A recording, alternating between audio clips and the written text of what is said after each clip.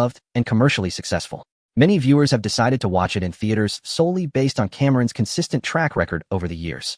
Not only ordinary viewers, but also professionals in the domestic film industry are leaning towards Avatar: The Way of Water. Over 10 years have passed since the last installment that set numerous box office records, and Cameron is back with a sequel after a decade of preparation. The more one understands Cameron's past achievements, the more pessimistic their expectations for the domestic film The Wandering Earth 2 during the May Day holiday become.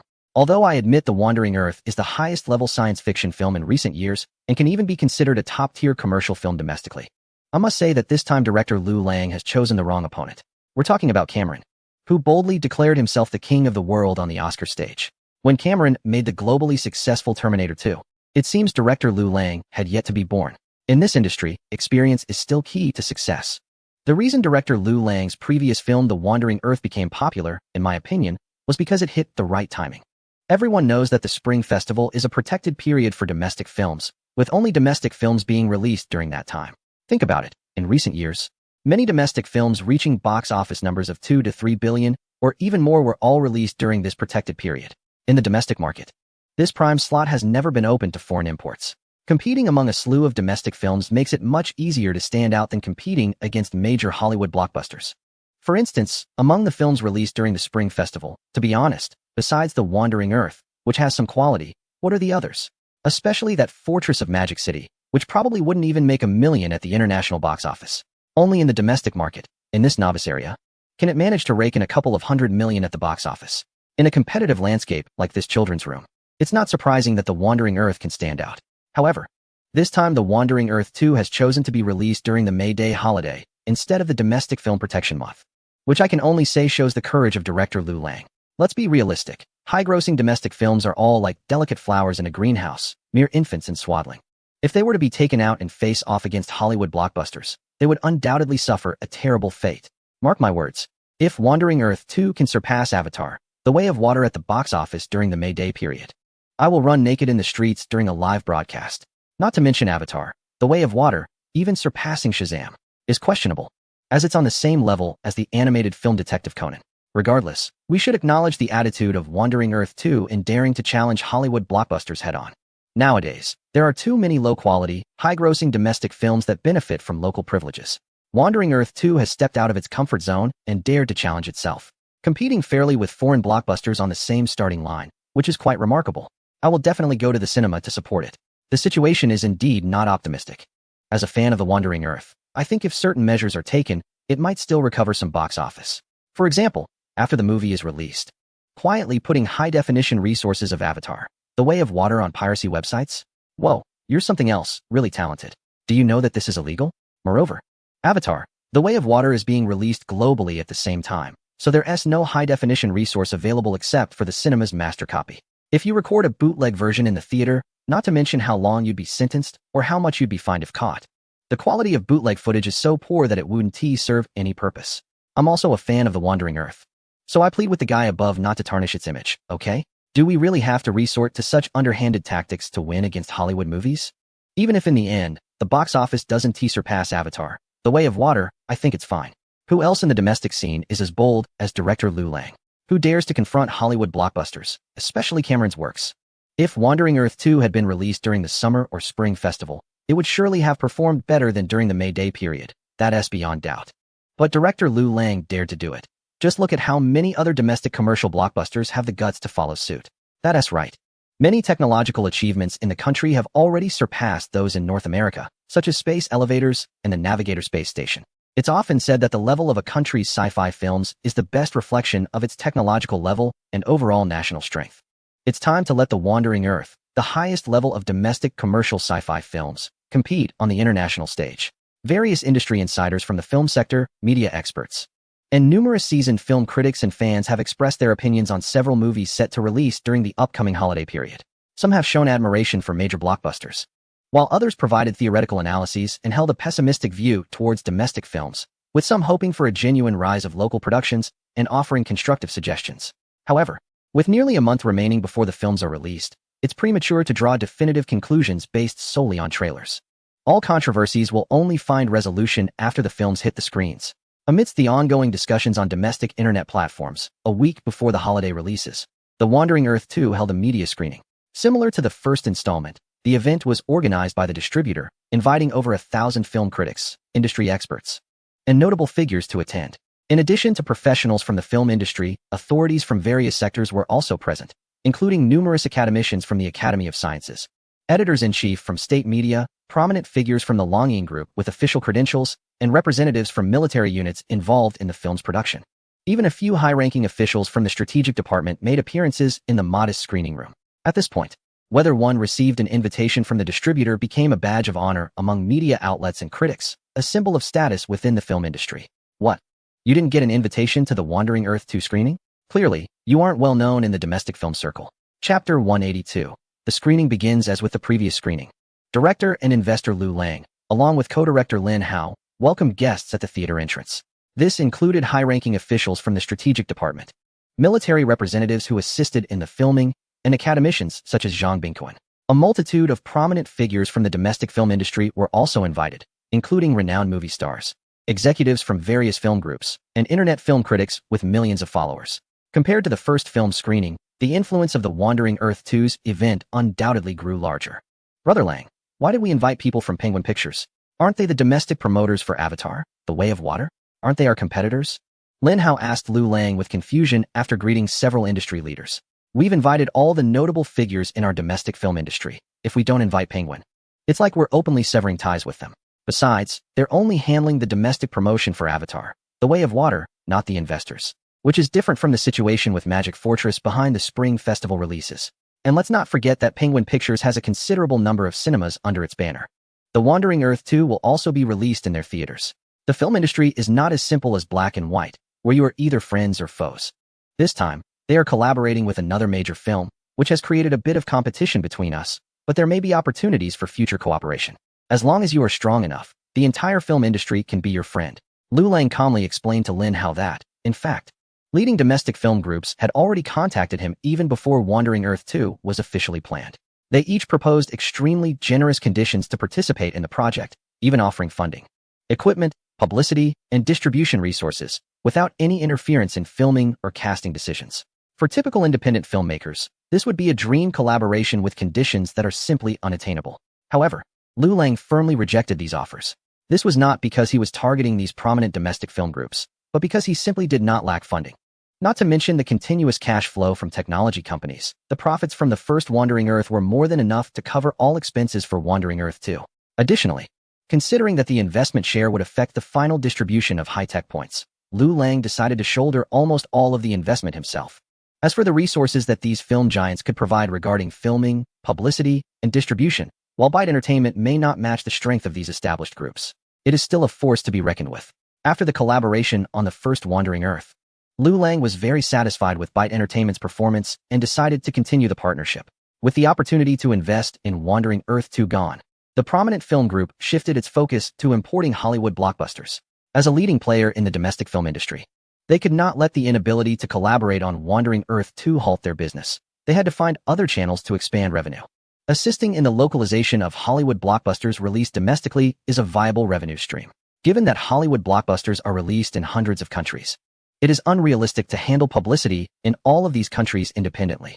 Therefore, it has become a common practice for major Hollywood studios to outsource publicity tasks to well-known local film groups. This time, on one side is the highly acclaimed epic sequel directed by a renowned global filmmaker, and on the other side is the leading domestic film group. Both parties are satisfied with each other's identity as collaborators. As the guests for the screening gathered, the media preview of Wandering Earth 2 began promptly at 8 o'clock. As the lights dimmed, by the time the media guests opened their eyes again, the film was officially screening. The film opens with the male lead Lu Qi, played by Wu Lei, and the female lead Han Duo, portrayed by Zhao Jinmai, catching the attention of critics in the screening room. It's not that the few minutes of footage immediately showcase their acting skills, but rather that through these characters, the critics recognize that the narrative of the Wandering Earth 2 differs from the first installment. Unlike the three parallel storylines of Liu Peiqiang, Tu Hingyu, and Zhou Zhaji in the original, the Wandering Earth 2 focuses on the main storyline of Lu Qi. Director Lu Lang chose to abandon the narrative style that had already garnered market approval in the first film, opting instead for a single story arc, which the media critics present found quite challenging. Historically, whether in domestic or international markets, it's nearly impossible for sequels of blockbuster films to surpass the original.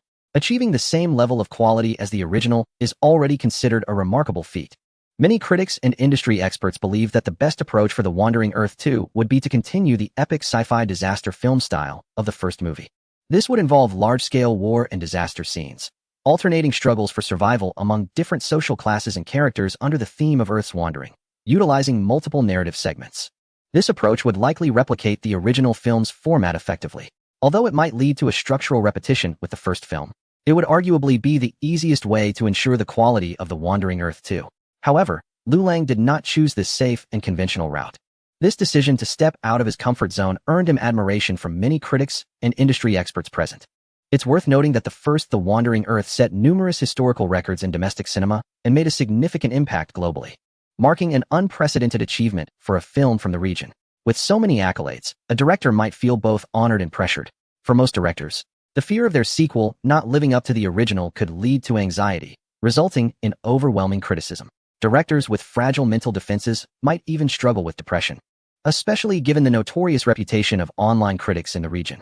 As the film continues, after introducing the main characters and their living environment in the underground city, the plot quickly moves to the first conflict. Liu Qi prepares to leave the underground city for the outside world, using his sister to steal their grandfather's driving card. Chapter 183. The importance of real filming. The production team of The Wandering Earth 2 has ample funds, and with the existing underground facilities of the Spark Core Power Station available for filming, the sets of the underground city in this sequel are significantly larger than those in the previous film. With vast spaces, sufficient manpower, and a generous budget, Liu Lang's vision brings a post-apocalyptic underground city to life on screen. The film features various food items such as dried earthworms, lizards, rats, and even nutrient blocks made from insects. It fully showcases the material difficulties faced by the residents of the underground city, coupled with the demonstrations and protests against the coalition government, as well as the presence of gray gang forces within the underground city.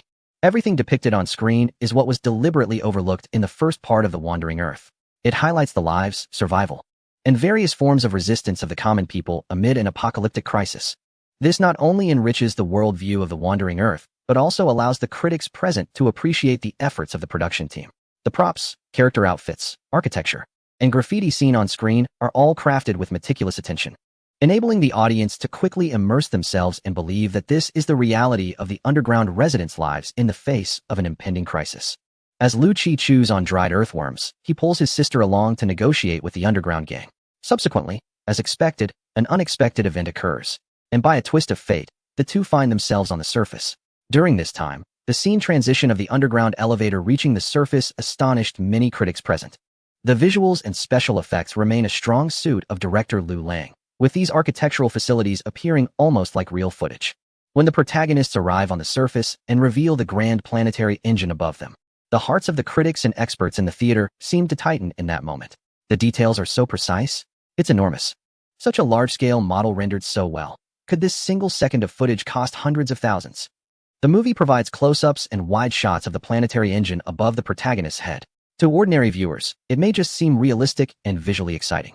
However, industry professionals know just how exaggerated this shot is.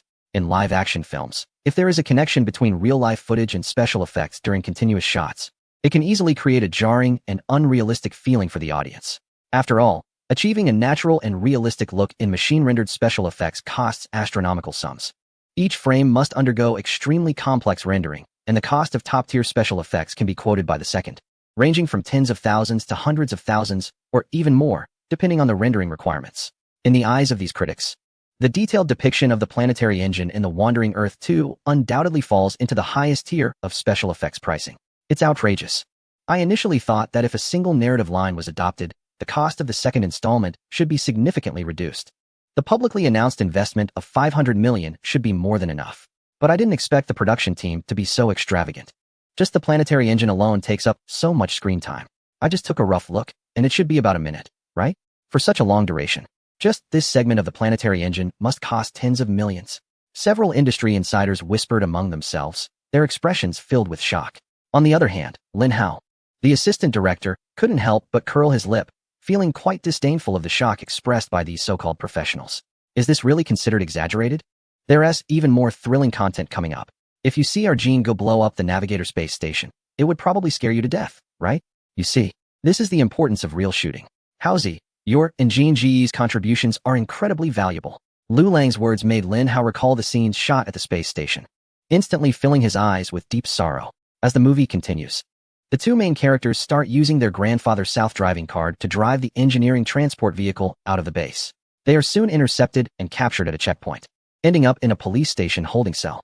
Following this, their grandfather, played by Shu, arrives after hearing the news, and he is also detained due to bribery. So far, the movie's plot is developing rather gently, unlike the first part, which kicked off with a space elevator battle in the first 10 minutes, sending the audience's adrenaline through the roof. Wandering 2 feels more like a story being told to the audience through the introduction of the underground city, the description of the planetary engine and the icy ground world, as well as the interactions between the two protagonists and their grandfather, especially the post-00's character Han Xiong, who loves listening to seaweed songs. The audience not only shares a laugh, but also naturally accepts the worldview presented in the movie, fully immersing themselves in it. Next comes the movie's biggest conflict point, the Jupiter gravity crisis. The protagonists, having escaped from danger, are requisitioned by the joint government rescue team to head towards the target-numbered planetary engine for rescue. Along the way, the rescue team encounters various meteorological disasters, and casualties begin to occur within the team. Even though they are conducting a saturation rescue, even without them, more rescue teams would still head towards the target planetary engine for assistance. Yet, the team continues to advance steadfastly towards the goal. At this moment, although the protagonists admire the rescue team, they still feel that this matter does not concern them too much, until the rescue convoy is attacked by the rebel forces led by Jiang Wan. This original plot segment consumed a significant amount of Lu Lang's energy and nearly half of the movie's budget. The makeup, costumes, vehicles, and weaponry of the rebels were all meticulously prepared. Various post-apocalyptic styles of vehicles and weapons that fit the disaster background of the film were developed through discussions between Lu Lang, the props team, military equipment experts, and scientific advisors. The military exoskeleton armor and other vehicles and weaponry were designed to be operable and capable of live ammunition shooting. With such extensive preparations, Lu Lang certainly wouldn't let it go to waste. Thus, one of the most spectacular battles in the middle of the film unfolds before the test audience. With a cold expression and an overwhelming aura, Jiang Wan commanded a large group of fearless rebel soldiers, armed with various makeshift weapons and driving an array of creatively modified vehicles, charging towards the regular army of the coalition government's rescue team. Chapter 184. Ongoing plot compared to the space elevator battle in the first installment. The scale of the skirmish between the rebels and the coalition government's rescue team in Wandering 2 was somewhat smaller. The participating weaponry and personnel shifted from the high-tech equipment like elite raider drones in the first part to the combat scenarios set in a post-apocalyptic wasteland. Although the scale appeared to have diminished significantly, when the battle truly commenced, it still delivered a tremendous shock to the audience. The rebels displayed a fearless tenacity, often launching attacks through various suicide tactics. The modified vehicles they drove, though shabby in appearance, were filled with high explosives and charged relentlessly towards the coalition government's rescue team, perfectly capturing their disregard for life and battlefield bravery on camera. Boom boom, one by one, the suicide vehicles of the rebels were destroyed by the soldiers of the coalition government's rescue team. As a regular army, their weaponry and equipment far surpassed that of the rebels. However, even a fierce tiger cannot withstand a pack of wolves, and the numerically superior rebels attacked from all directions.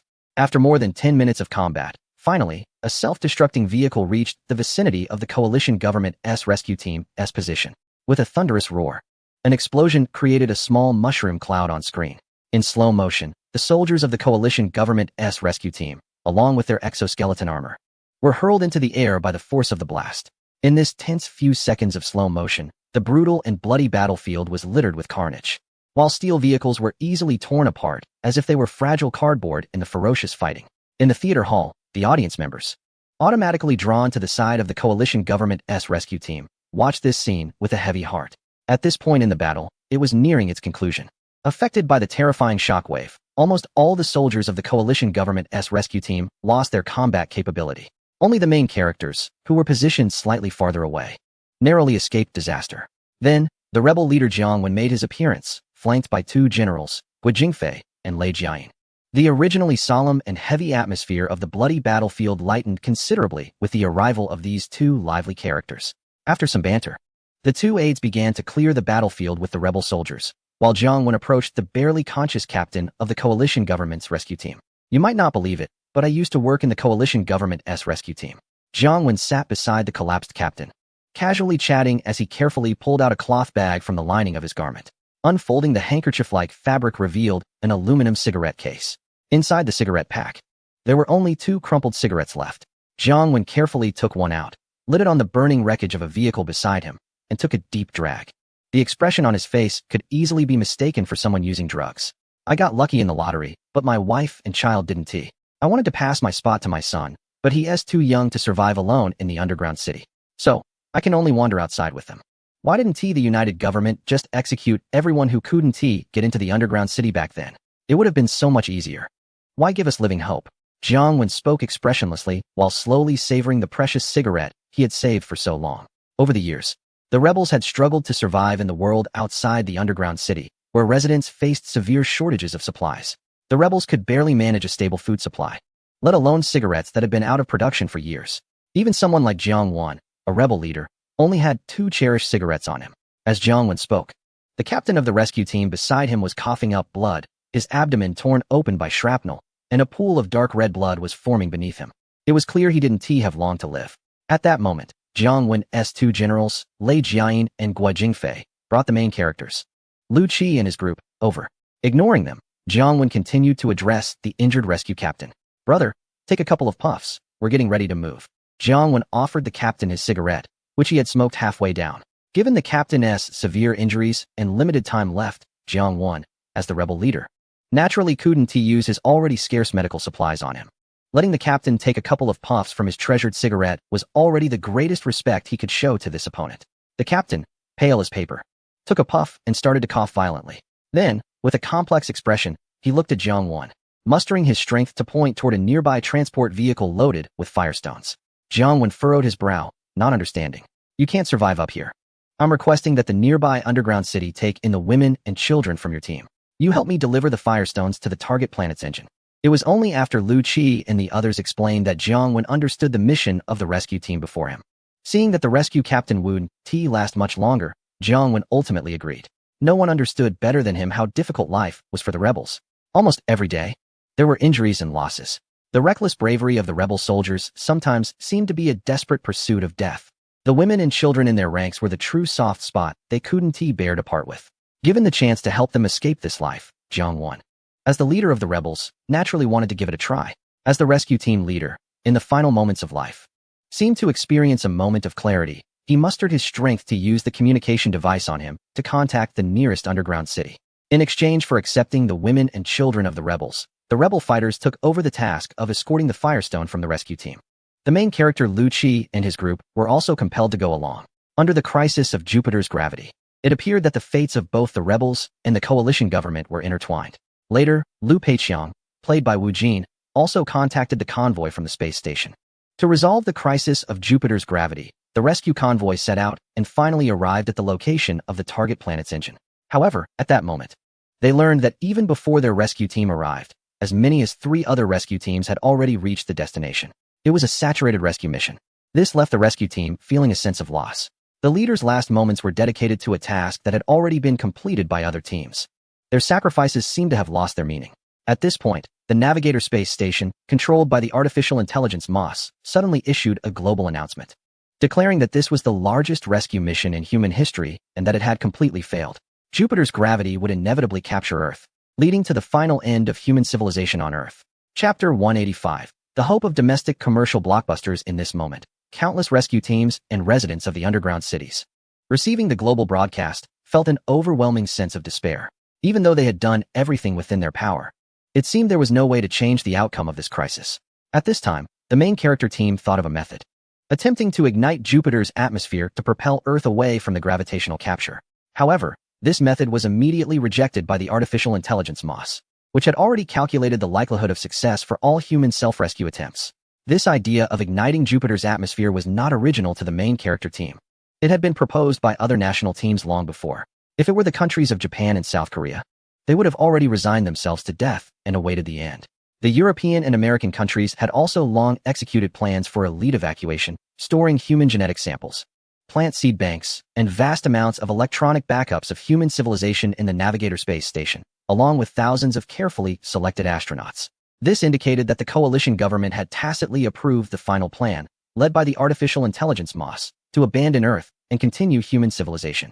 However, the main character team did not give up, even though the outcome had been dismissed by the most powerful analytical artificial intelligence created by humanity. They still decided to give it a try. After overcoming numerous difficulties, the largest equatorial turn engine built by humans still could not ignite Jupiter's atmosphere. At this point, the main character team was truly in despair. However, at that moment, Liu Peiqiang, who was at the Navigator space station, stepped forward, threatening to bring a shock from the Lunar New Year to the Moss. The control module was driven towards the atmosphere of Jupiter amidst Moss's murmurs about the human desire to remain rational, which itself is a luxury. Utilizing the 300,000 tons of fuel carried by the Navigator space station, the engines were ignited at the highest point of the equatorial turn, completing the final distance to ignite Jupiter's atmosphere through a self-detonation. The scene of Liu Peiqiang forcibly obtaining operational authority by igniting the control module, especially the sight of the entire module engulfed in flames, left a profound shock on the audience in the theater. Most of those present were industry professionals from the film sector, and they could analyze the special effects and live-action footage to some extent. The authenticity of the visuals led them to believe that the crew had indeed thrown incendiary devices from the control room of the Navigator space station above Earth. Additionally, with the assistant director Lin Hao and the promotional materials from the distributor mentioning that some scenes in the film were shot at the real Navigator space station, the audience was even more astonished. To have the national military and weaponry involved in the filming signifies substantial official support. In this regard, Hollywood's military and sci-fi blockbusters are often leaders. However, the collaboration with the Navigator space station, which involves dozens of countries, and the ability to conduct dangerous operations within such a critical facility raises concerns. What if something goes wrong? Who would take responsibility? Could director Liu Lang bear such responsibility? This level of official support is not just ordinary. It appears to be a blatant favoritism. In an instant, the industry experts present were pondering a question. Is it the IP of the Wandering Earth that holds significant importance in the eyes of the authorities? Or is director Liu Lang overly valued by them? This has led to the seemingly audacious filming actions being permitted within a facility of the Navigator space station's caliber. Hearing the discussions of the filmmakers beside them, several military representatives regarded their astonishment with indifference. If it weren't for the confidentiality regulations, and if these individuals knew that the rebel soldiers under Zhang 1 in the Wandering Earth 2 were all played by frontline military troops, their surprise would likely turn to disbelief. Even the tactical operations during the skirmishes, the command of the military formations, and the effects of the explosions, including shrapnel distribution, were all meticulously discussed by professional strategists and battlefield military experts. The short war scenes, lasting just over 10 minutes, required efforts from the military equivalent to a medium-scale military exercise conducted by the main combat troops. After filming, military advisors confidently assured Liu Lang that the level of professionalism in the battle scenes of the Wandering Earth 2 would definitely satisfy even the most discerning military enthusiasts. This film directly outshines all so-called hardcore military action films both domestically and internationally, and it can even outclass those commercial blockbusters. As the lights came on after the film ended, the audience, coming back to their senses, began to applaud. When the creative team, including Liu Lang, took the stage, the theater was filled with enthusiastic applause. The audience in the theater could be considered one of the most knowledgeable groups about movies in the country. Among them were directors, actors, project supervisors, film investors, critics, editors from film journals, and journalists, encompassing various levels of the film industry. The deeper their understanding of the film industry and the more they worked in related fields, the more they realized how difficult it was for a work like The Wandering Earth to emerge. When the first Wandering Earth was released, it shocked everyone in the domestic film industry. In a situation where almost all industry insiders were pessimistic, The Wandering Earth surged forward, breaking record after record. After the screening of Wandering Earth 2, even those who initially considered the first film an exception had to admit that this IP had firmly established its position. Its quality was evident to all, and as a sequel to a blockbuster, the performance of Wandering Earth 2 was undoubtedly quite successful. At least in the eyes of these professionals, the quality of Wandering Earth 2 deserved the glorious achievements of the first film. Initially, many believed that moving the release date of Wandering Earth 2 to the May Day holiday for a direct confrontation with Hollywood blockbusters was quite unwise. However, after watching Wandering Earth 2 and gaining an understanding of its quality, industry professionals couldn't help but be curious about what kind of results it could achieve during the holiday. As insiders of the domestic film industry, they often felt helpless against the invasion of Hollywood blockbusters, as it could be said that there hadn't been any strong contenders over the years. Now, with Wandering Earth 2 stepping forward to face Hollywood as a top-tier domestic commercial blockbuster, there was a subtle expectation among the audience. They hoped Wandering Earth 2 could succeed during the May Day holiday, at least not losing too badly like they had in the past. Chapter 186. High in Tap Water. As a media critic invited to the screening, and also a fan of the original Wandering Earth, I would rate Wandering Earth 2 a remarkable 95 out of 100. The novel Wandering Earth is already rich in imagination, and the idea of the Earth and its people fleeing together is profoundly moving and stunning. The close-up shots of the planetary engines in the film are hardcore and faithfully depict the giant columns of the Parthenon, as described in the novel. The tail traces of the Earth's journey are clearly visible, resembling a giant spaceship sailing through the universe, which amazed me. The capital and the magic city are majestically covered in ice and snow, and the convergence of Earth and wood is truly jaw-dropping. Which film can showcase such a scene? Lastly, I do like to praise the special effects of the novel The Wandering Earth at the end. They are even more impressive than the comic flip opening of certain superhero franchises. The film maintains the overall framework of the novel with some modifications, strictly speaking. It's more of an expansion. What surprised me the most was the inclusion of the rebel elements from the original work, which were merely touched upon in the first film. The idea of igniting Jupiter is quite innovative, and I can accept such creative changes. The release of The Wandering Earth 2 truly establishes this IP. It fills the gap in domestic science fiction films, marking the official launch of the genre in the region. And domestic sci-fi fans are no longer wandering, as we finally have a solid sci-fi IP.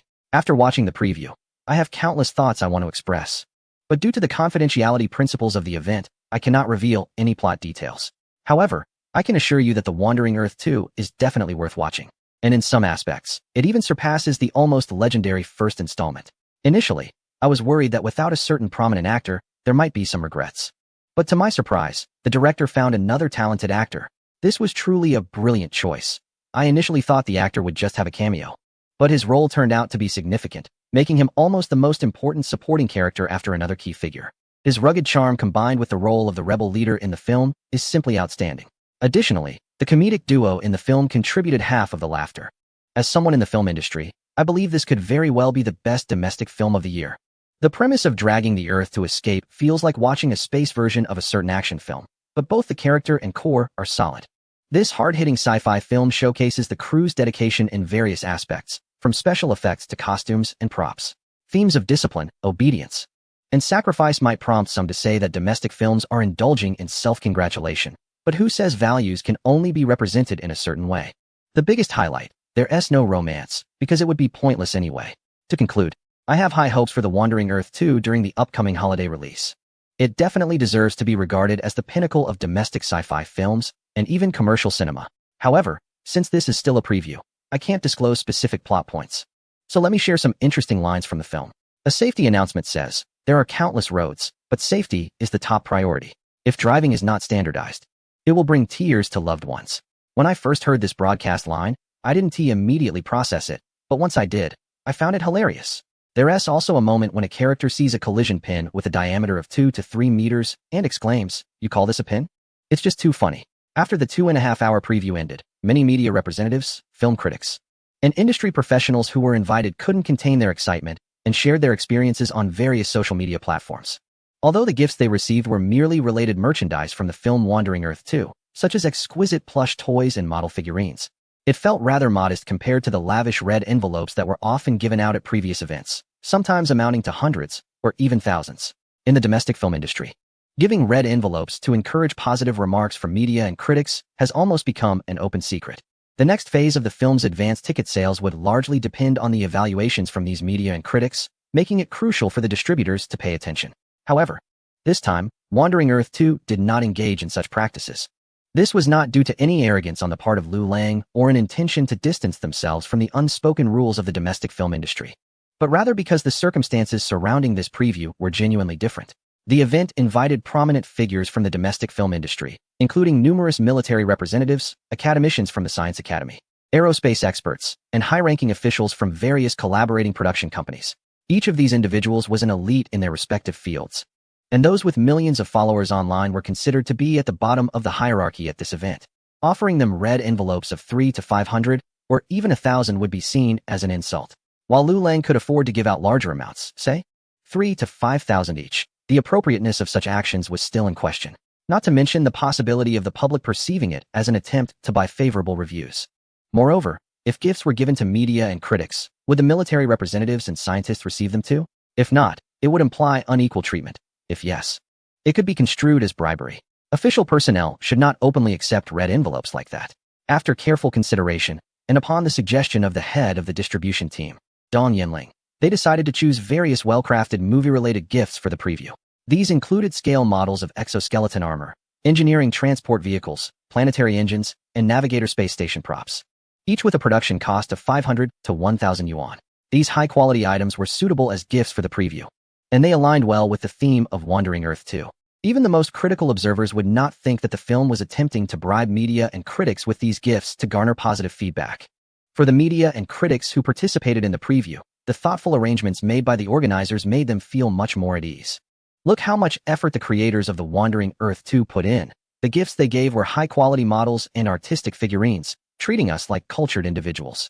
Unlike those small workshops that hold preview screenings, offering a few hundred or 1,000 as a red envelope. Thinking that such meager amounts could make us critics act like sycophants for them. Do they really think we are just here for the money? This is such a disrespectful attitude. Coupled with the fact that the Wandering Earth 2 is indeed of high quality, it quickly became a hot topic overnight, with media and critics across the internet recommending it enthusiastically. Chapter 187. The Siege of the Mayday Blockbuster Waking Up. I found the internet filled with various reports about the preview screening of The Wandering Earth 2. Most of the speakers were big names in the domestic film industry, renowned directors, big-name actors, and various authoritative media and critics, both online and offline. Their reviews were mostly positive. And even those who had some criticisms compared The Wandering Earth 2 to top-tier commercial blockbusters from other regions. There was a nearly unanimous consensus among those who attended the screening that The Wandering Earth 2 had become a leading domestic commercial film. At this point, comparing The Wandering Earth 2 to other domestic commercial films like Magic City Fortress, or comparing director Liu Lang to those who focus on romance and comedy, seems unreasonable. They have subconsciously begun to align Liu Lang with top directors from other regions. Liu Lang's big-screen debut with the first Wandering Earth, which became such a hit, made many veteran directors recognize the talent and luck of a new director. However, with The Wandering Earth 2 maintaining its high standards, it has thoroughly proven Liu Lang's capabilities. This IP will undoubtedly become a significant entry in the history of cinema in the region and even leave a mark in the global science fiction film history. Even audiences who usually don't pay much attention to science fiction found themselves drawn in by the numerous endorsements from industry giants, well-known directors, big-name actors, and popular critics on various platforms. Ordinary viewers were naturally attracted, and it had only been a year since the viewing frenzy sparked by the first Wandering Earth. With its widespread acclaim still fresh in memory, is The Wandering Earth 2 a hardcore sci-fi film like the first one? The trailer looks interesting, featuring Zhao Jinmai and Wu Lei, whom I quite like. Wow, they blew up the Navigator space station? That sounds exciting. With so many renowned directors, big-name actors, and influential critics collectively promoting The Wandering Earth 2, could it be that they received some incentives? As long as The Wandering Earth 2 reaches 80 of the first film's level, I don't think it's merely about buying favorable reviews. It seems that for the May Day holiday, it's worth watching only this and The Way of Water. Discussions about The Wandering Earth 2 are growing on the internet, and some dissenting opinions have finally started to emerge. In a vast forest, there are all kinds of birds, and some people always want to prove that while everyone else is intoxicated, they alone are sober. Although I wasn't invited to the preview screening, I watched the trailer and felt it followed the same old formula. It's bound to be another crisis on Earth that the nations can't handle, and in the end, it's the people from a certain country who step up to save the day. It really feels awkward. It might as well be called Space Wolf instead of The Wandering Earth. A global crisis that even developed nations can't resolve, and somehow, the people from this country manage to fix it? It feels so unrealistic. I really don't understand how the first Wandering Earth managed to earn so much at the box office overseas. Did they manipulate ticket sales abroad? The comments above are too extreme. While I also think that Wandering Earth has some gaps compared to top-tier sci-fi blockbusters, it can be said that it currently represents the pinnacle of commercial films from our country. After being invited to watch the entire film, I felt the director was too idealistic. There are no absolute villains in the movie. The actions of the joint government soldiers and the rebels are driven by the survival of human civilization. Personally, I find this harder to accept than any attempt to ignite Jupiter. To me, the idea of all humanity uniting as one feels even more fantastical than moving the Earth itself. Keyword add data title 3C and electrical appliances data tag premium recommendation data type 1 data value 1901 keyword add. Epicness cannot be achieved through excessive emotional manipulation. The narrative of this film is too rough, too scattered, and too self-indulgent. What's most frightening is that this remains a fable of this country. Elders silently sacrifice themselves. Young people are willful and rebellious, believing they can thrive on the blood of their ancestors. This raises unsettling questions about values. If we say that sci-fi from this country deserves encouragement, then merely passing is already the best encouragement. Ultimately, my expectations were too high. It seems there is still a long way to go for domestic sci-fi films to reach the level of Hollywood's Interstellar, The Martian, or Gravity. Although I haven't seen the final cut of Avatar, The Way of Water, I feel that with Cameron's strength, he should be able to teach the director of Wandering Earth how to construct a real sci-fi film during the upcoming May Day release. There are quite a few critics, some of whom feel slighted by Wandering Earth 2 for not receiving a preview screening invitation, and thus harbor some resentment. Others inherently believe that Hollywood films have a superior pedigree, looking down on domestic productions. These critics are often older, having been influenced by the military and economic power of various Western nations since childhood, and have been bombarded by countless Hollywood blockbusters over the years. They may harbor some cultural inferiority and a tendency to admire foreign cultures. The supervisor responsible for the domestic promotion of Avatar, The Way of Water, is naturally also paying attention to the reactions following the preview of Wandering Earth 2. On the day of the preview screening, he also represented the production company to attend the invitation for the Wandering Earth 2 and watch the entire film. To be honest, he was quite amazed when he saw the final cut, especially the battle scenes in the Wandering Earth 2, the depiction of the planetary engine and the Navigator space station, along with the various CGI effects, were of unprecedented quality in domestic films. 2 years ago, this marketing director would never have believed that the visual effects quality of a domestic film could reach the first-class standards of Hollywood. However, even though The Wandering Earth 2 can be considered a top-tier domestic film, the marketing director is still uncertain about its potential performance during the May Day holiday. After all, among the 4 major films released during this period, 3 are imported foreign films, including Cameron's Avatar, The Way of Water, putting The Wandering Earth 2 in a challenging position. However, this has little to do with the production company, as The Wandering Earth 2 initially rejected their investment proposal. And Avatar, The Way of Water, ended up being a client for their marketing department. They are preparing to launch the pre-sale promotion for Avatar, The Way of Water, as planned. With a casual attitude, the marketing director is not overly concerned about the tough competition The Wandering Earth 2 faces during the holiday. Chapter 188, Marketing and Pre-sales. The day after the preview screening, The Wandering Earth 2 opened its ticket pre-sales early in the domestic market. With the positive word of mouth from the preview screening, more and more domestic audiences learned that the previously popular The Wandering Earth has now released a sequel. Under the growing online buzz, even audiences who were initially not interested in science fiction films were drawn to it. As soon as the pre-sale channel opened, ticketing platforms reported that within just 2 hours, the pre-sale box office had already reached 10 million. This was achieved despite the majority of the public not having a habit of buying pre-sale tickets, relying solely on the contributions from fans of the first film.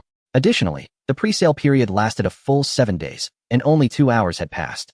Other major films during the May Day holiday quickly followed suit and began their own ticket pre-sales.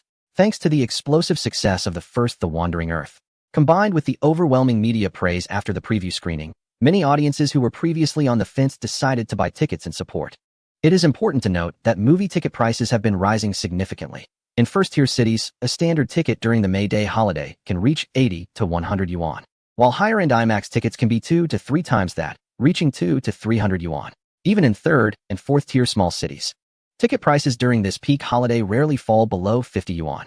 This gradually led to a strange phenomenon.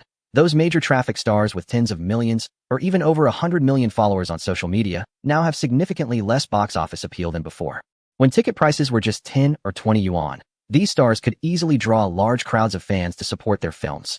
However, the number of fans on social media platforms for these popular stars is increasing, but the quality of the fans is declining.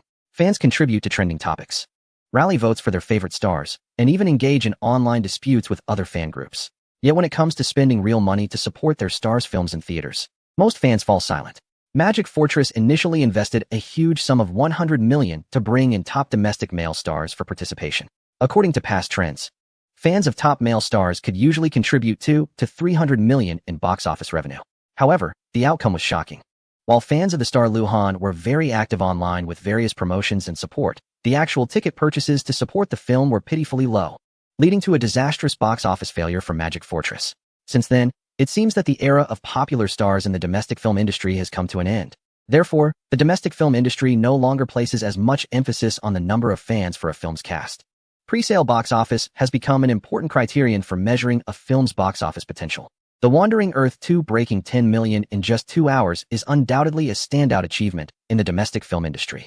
I just asked someone from the ticketing platform, and as of now, The pre-sale box office for The Wandering Earth 2 has already exceeded 30 million, which is truly impressive. Hearing this report, the head of domestic promotion for Avatar, The Way of Water, couldn't help but frown. He instinctively glanced at his watch. It had just passed noon, meaning The Wandering Earth 2 had broken 30 million in just 4 hours since pre-sales began at 8 a.m. What about Avatar, The Way of Water? Didn't I ask you to monitor the pre-sale for The Wandering Earth 2? We started pre-sales at 8:30, just half an hour later. Yet so far, our total pre-sale box office is only 8 million. When mentioning the word only, the subordinate's expression was exceptionally complicated. In the past, for an imported film primarily targeting foreign markets, achieving 8 million in pre-sales within 3.5 hours was definitely commendable. The team responsible for the domestic promotion of Avatar, The Way of Water, is also one of the best in the industry, and their current pre-sale results could be considered excellent. However, comparisons can be daunting. The rapid pre-sale box office data for The Wandering Earth 2 is honestly a bit baffling for the promotion team. The Wandering Earth 2 has the support of its predecessor, is a beacon of domestic science fiction, and is indeed a top commercial blockbuster. But Avatar, The Way of Water also has its strengths, supported by the globally highest-grossing Avatar, along with the backing of top Hollywood director James Cameron's lineage. It's acceptable for the promotion team to accept a difference of 2 to 3 million in advance box office sales. But the current situation of 8 million against 30 million is just absurd. Where did things go wrong? Do people now prefer domestic films more? That's unlikely. In the past, domestic films struggled against big-budget productions from other regions. Or is it that the trailer for Wandering Earth 2 is more appealing? That doesn't make much sense either. Based on the trailer, Wandering Earth 2 doesn't seem significantly better than Avatar, The Way of Water. The promotion manager is puzzled. Manager, it's still too early to determine the outcome. I just checked. Wandering Earth 2 has won 35 million people wanting to watch it on the ticketing platform, while Avatar, The Way of Water, has won 2 million. Based on past experience, the advance box office should not differ too much, and Avatar, The Way of Water, should have strong momentum. The subordinate, reading the situation, quickly tried to reassure the manager. Nowadays, audiences usually buy movie tickets through professional ticketing platforms on their phones. Therefore, this anticipation and the number of people wanting to see the film have become important references for estimating advance box office sales. However, after hearing the subordinate's words, the promotion manager didn't feel much better. Having witnessed the collapse of the star-driven era after the release of Battle at Lake Changjin, he no longer trusts these superficial figures. Now he only cares about the actual advance box office. Manager, how about we increase our promotional investment, ramp up efforts in first-tier cities, and enhance advertising on big screens in city centers? Upon hearing this, the promotion manager couldn't help but roll his eyes. How much commission is our company making on this project? Do you think this is a movie produced by us? Regardless, we have already done our best for the promotion of Avatar, The Way of Water. The subsequent box office results depend on the quality of the film. Increasing promotional investment is absolutely out of the question. An advance box office of 8 million is sufficient. If we ramp up our promotional efforts, not only will we not make money, but we might also have to pay out of pocket. The promotion team, which only handles domestic promotion for Avatar, The Way of Water, without any profit sharing, certainly cannot afford to lose money. Meanwhile, the promotion for Wandering Earth 2 is becoming increasingly aggressive. After the trial screening of Wandering Earth 2, numerous media and critics who attended were the first to voice their thoughts and reviews.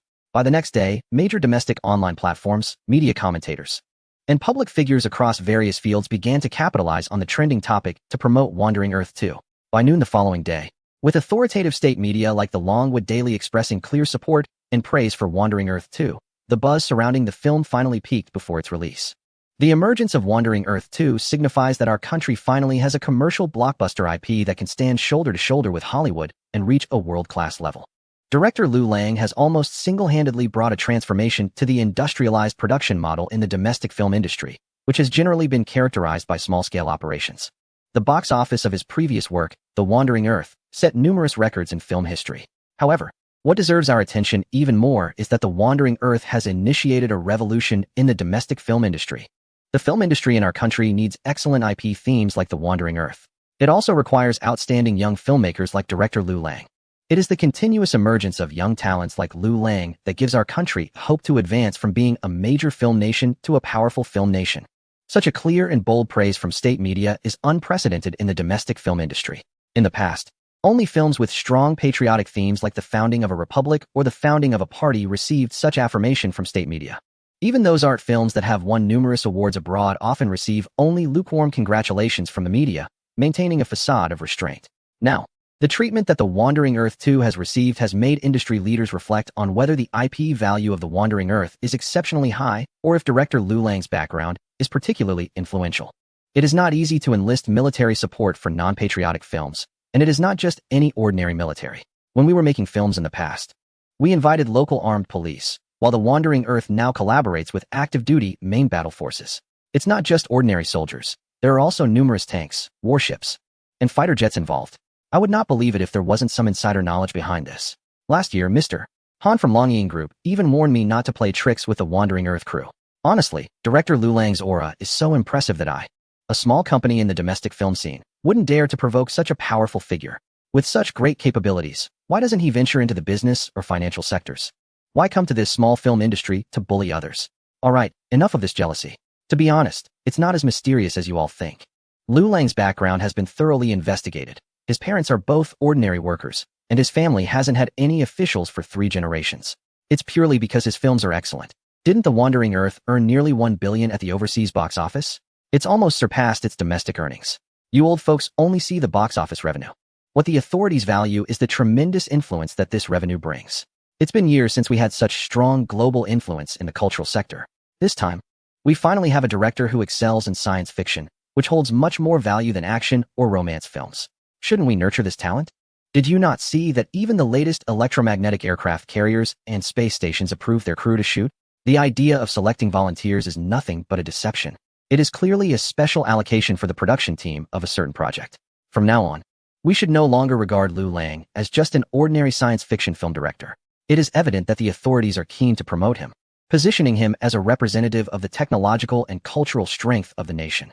Several prominent figures in the domestic film industry gathered and discussed, increasingly convinced that this was indeed the reason. On the other hand, Liu Lang had some inkling as to why the official media was so openly supportive. The industrial mass production technology for carbon nanotube materials he contributed, the space elevator technology, the design blueprints for the Navigator space station, and the highly confidential advanced nuclear fusion technology, all of which are astonishing technological achievements that could shock the world. These remarkable results have brought obvious advancements in technology and productivity to the nation almost immediately. However, for the sake of confidentiality and to protect Liu Lang's personal safety, the authorities have not disclosed the key contributor behind these technological achievements. In fact, within the Academy of Sciences, only a small number of departments and experts who have directly collaborated with Liu Lang are aware of his contributions. As a result, the public only knows Liu Lang as a science fiction film director, unaware that he is currently one of the nation's most important scientific masters. It is no exaggeration to say that Liu Lang's research achievements and their value could almost rival a significant portion of the Academy of Sciences. Therefore, the leaders of the Strategic Office always feel somewhat indebted to a scientific master of Liu Lang's caliber. A normal person, in addition to creating social value, seeks little more than fame and fortune. In terms of profit, the authorities have already implemented large-scale support plans for technology companies through the Aerospace Department, providing ample talent and funding, which can almost be regarded as a civilian branch of the nation's aerospace sector. Taking on national aerospace launch tasks as a civilian company and contracting the space elevator for launch missions can yield substantial commissions. Liu Lang's sister, Liu Nian, who is responsible for the company's operations, has repeatedly expressed her concerns to Liu Lang, questioning whether the current profit margins of the technology company, which are nearly comparable to illicit trades, are really reasonable. However, when it comes to fame, due to the confidentiality of technologies and the need to protect Liu Lang's safety, the authorities can only offer limited support.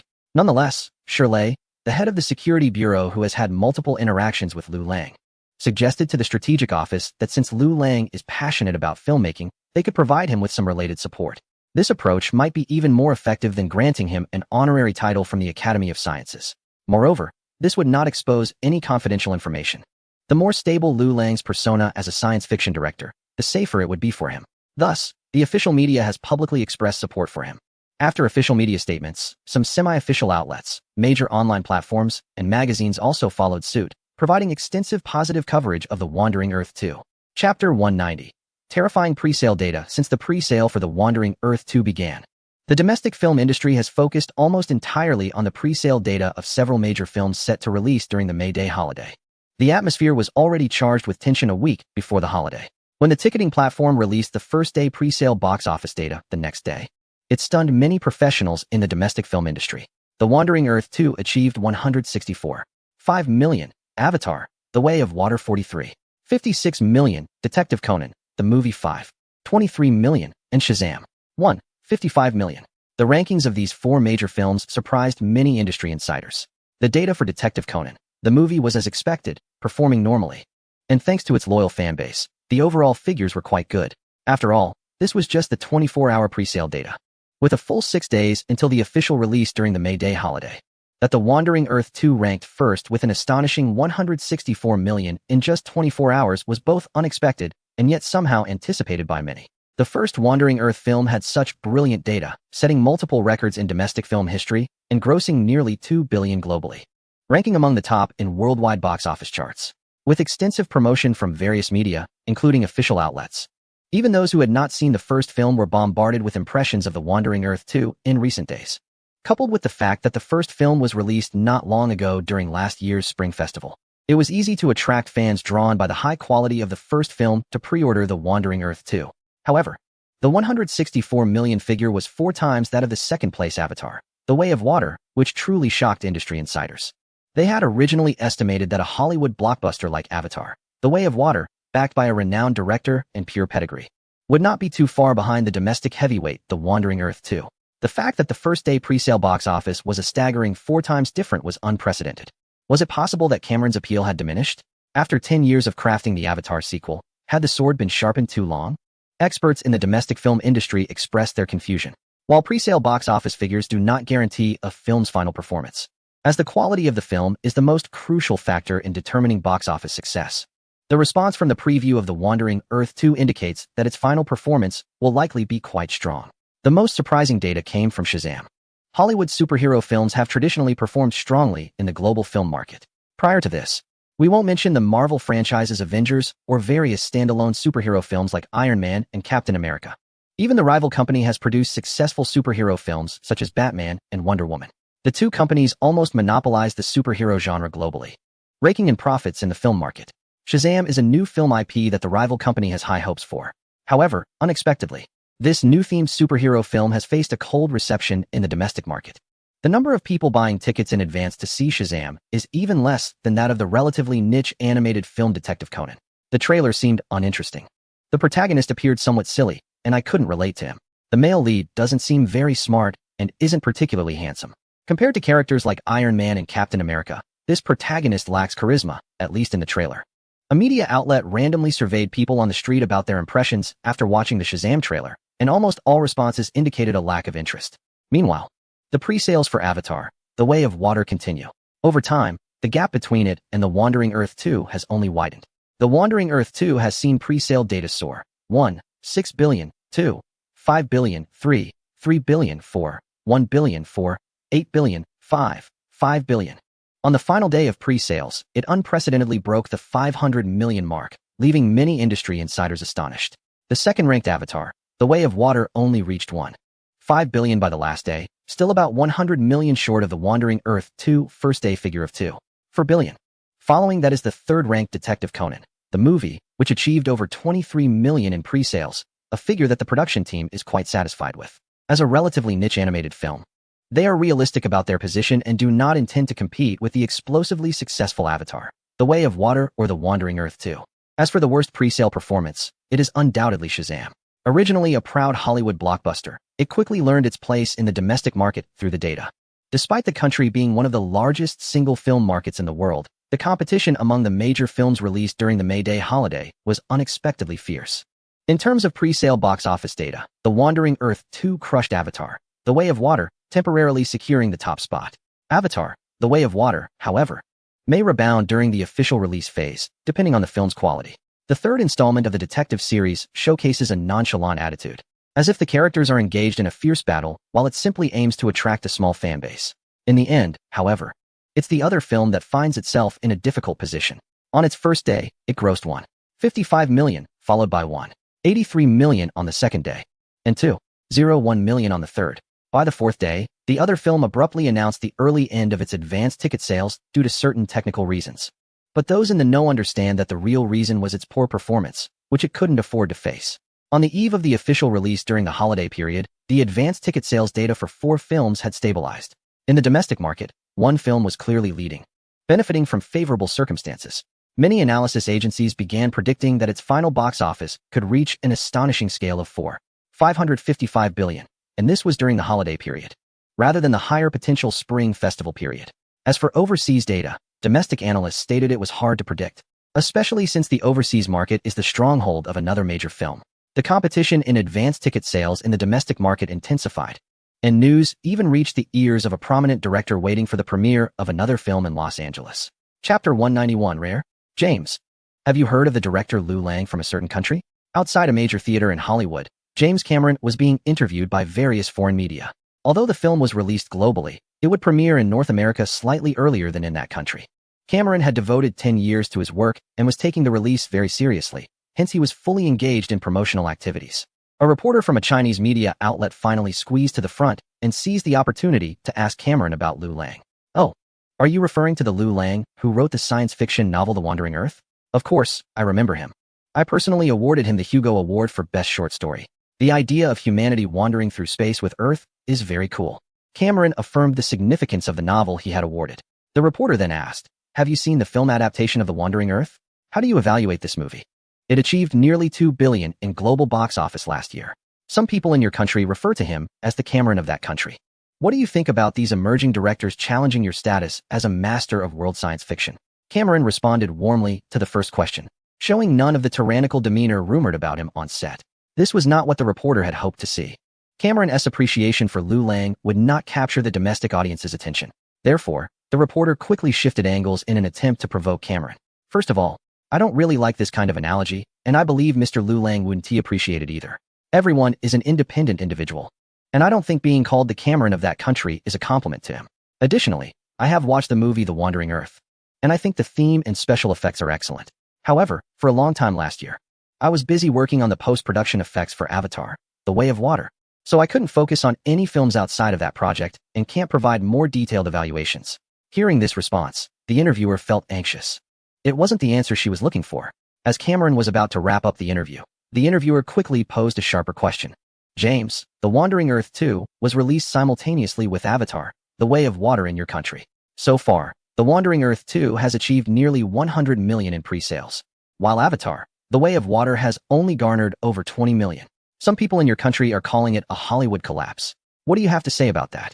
Upon hearing this pointed question from the Asian interviewer, Cameron finally showed some impatience. I really dislike your question. This is the premiere of Avatar, The Way of Water. Why are you asking so many unrelated questions? Additionally, what kind of movies audiences in your country enjoy is their choice. There's no need to elevate this to Hollywood as a whole. Quality is the determining factor for a film's success. Your words are full of provocation. I refuse to answer any more of your questions. Cameron expressed his annoyance and coldly dropped that remark before turning to enter the theater. However, the Asian interviewer smiled in satisfaction. She finally got the content she wanted for her interview. Later, it was reported that Cameron publicly stated at the premiere that he did not see The Wandering Earth as a threat. He believed that the original novel of The Wandering Earth was more acceptable to him than the adapted film and expressed confidence in the performance of Avatar, The Way of Water in the local market. He dismissed the significant gap in pre-sale box office figures, asserting that Avatar, The Way of Water would outperform The Wandering Earth 2 in terms of film quality. When this report from the premiere of Avatar, The Way of Water reached the local audience, it caused a stir. No wonder he called himself the king of the world at the Oscars. Cameron is truly bold. Did this kid really have such confidence from the novel? No wonder they call him a tyrant on set. I feel like he lacks emotional intelligence. Yes, that sounds like something Cameron would say. Don't forget, he has been famous for decades. Lou Lang, no matter how popular, is just a rising star in sci-fi directing, while Cameron is a senior figure from his generation. Why would he regard him highly? Seeing the ridiculous praise from local media, I find it amusing. Look, Cameron doesn't even take The Wandering Earth 2 seriously. Admit it. There are still some insurmountable gaps between Hollywood and the domestic film market. The high pre-sale box office data is mostly promoted by state media, and it might even involve some manipulation. Didn't we see that the prominent figures in the industry don't really care? Ultimately, a film's success relies on its quality. And I hope those overly enthusiastic fans of Wandering Earth 2 can remain steadfast in their opinions after watching the movie. Everyone has their peak moments. Don't mistake a moment for permanence.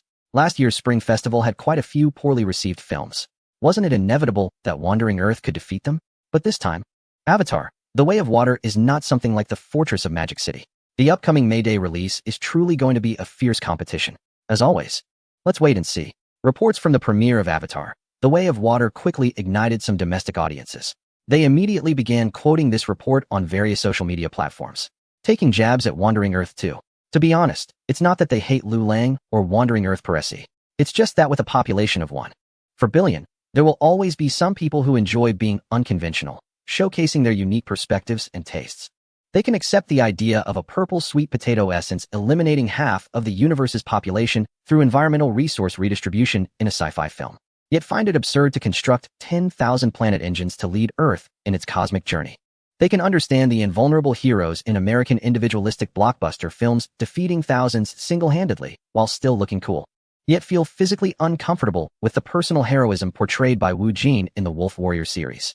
Thus, when this unverified report from the Avatar, The Way of Water premiere appeared domestically, it was immediately taken by these individuals as evidence to support their viewpoints, leading to widespread criticism online. Wow, these people are rare. Lin Hao was furious upon seeing their sarcastic comments. However, Liu Lang, the main figure, did not take it to heart, because the May Day release had officially begun. Chapter 192. Premiere Day at midnight on May 1st.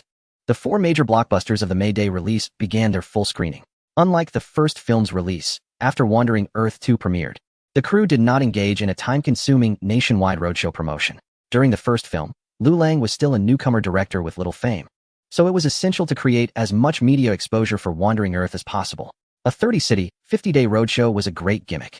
However, for the crew members truly involved, this was not a simple task. It was exhausting to travel to 50 box office cities within 30 days, promoting in over 200 cinemas, universities, and shopping malls. This was genuinely a physically demanding and endurance-testing job. The amount of coffee, energy drinks, and other stimulating beverages consumed by the crew can be measured in tons, which is quite exaggerated.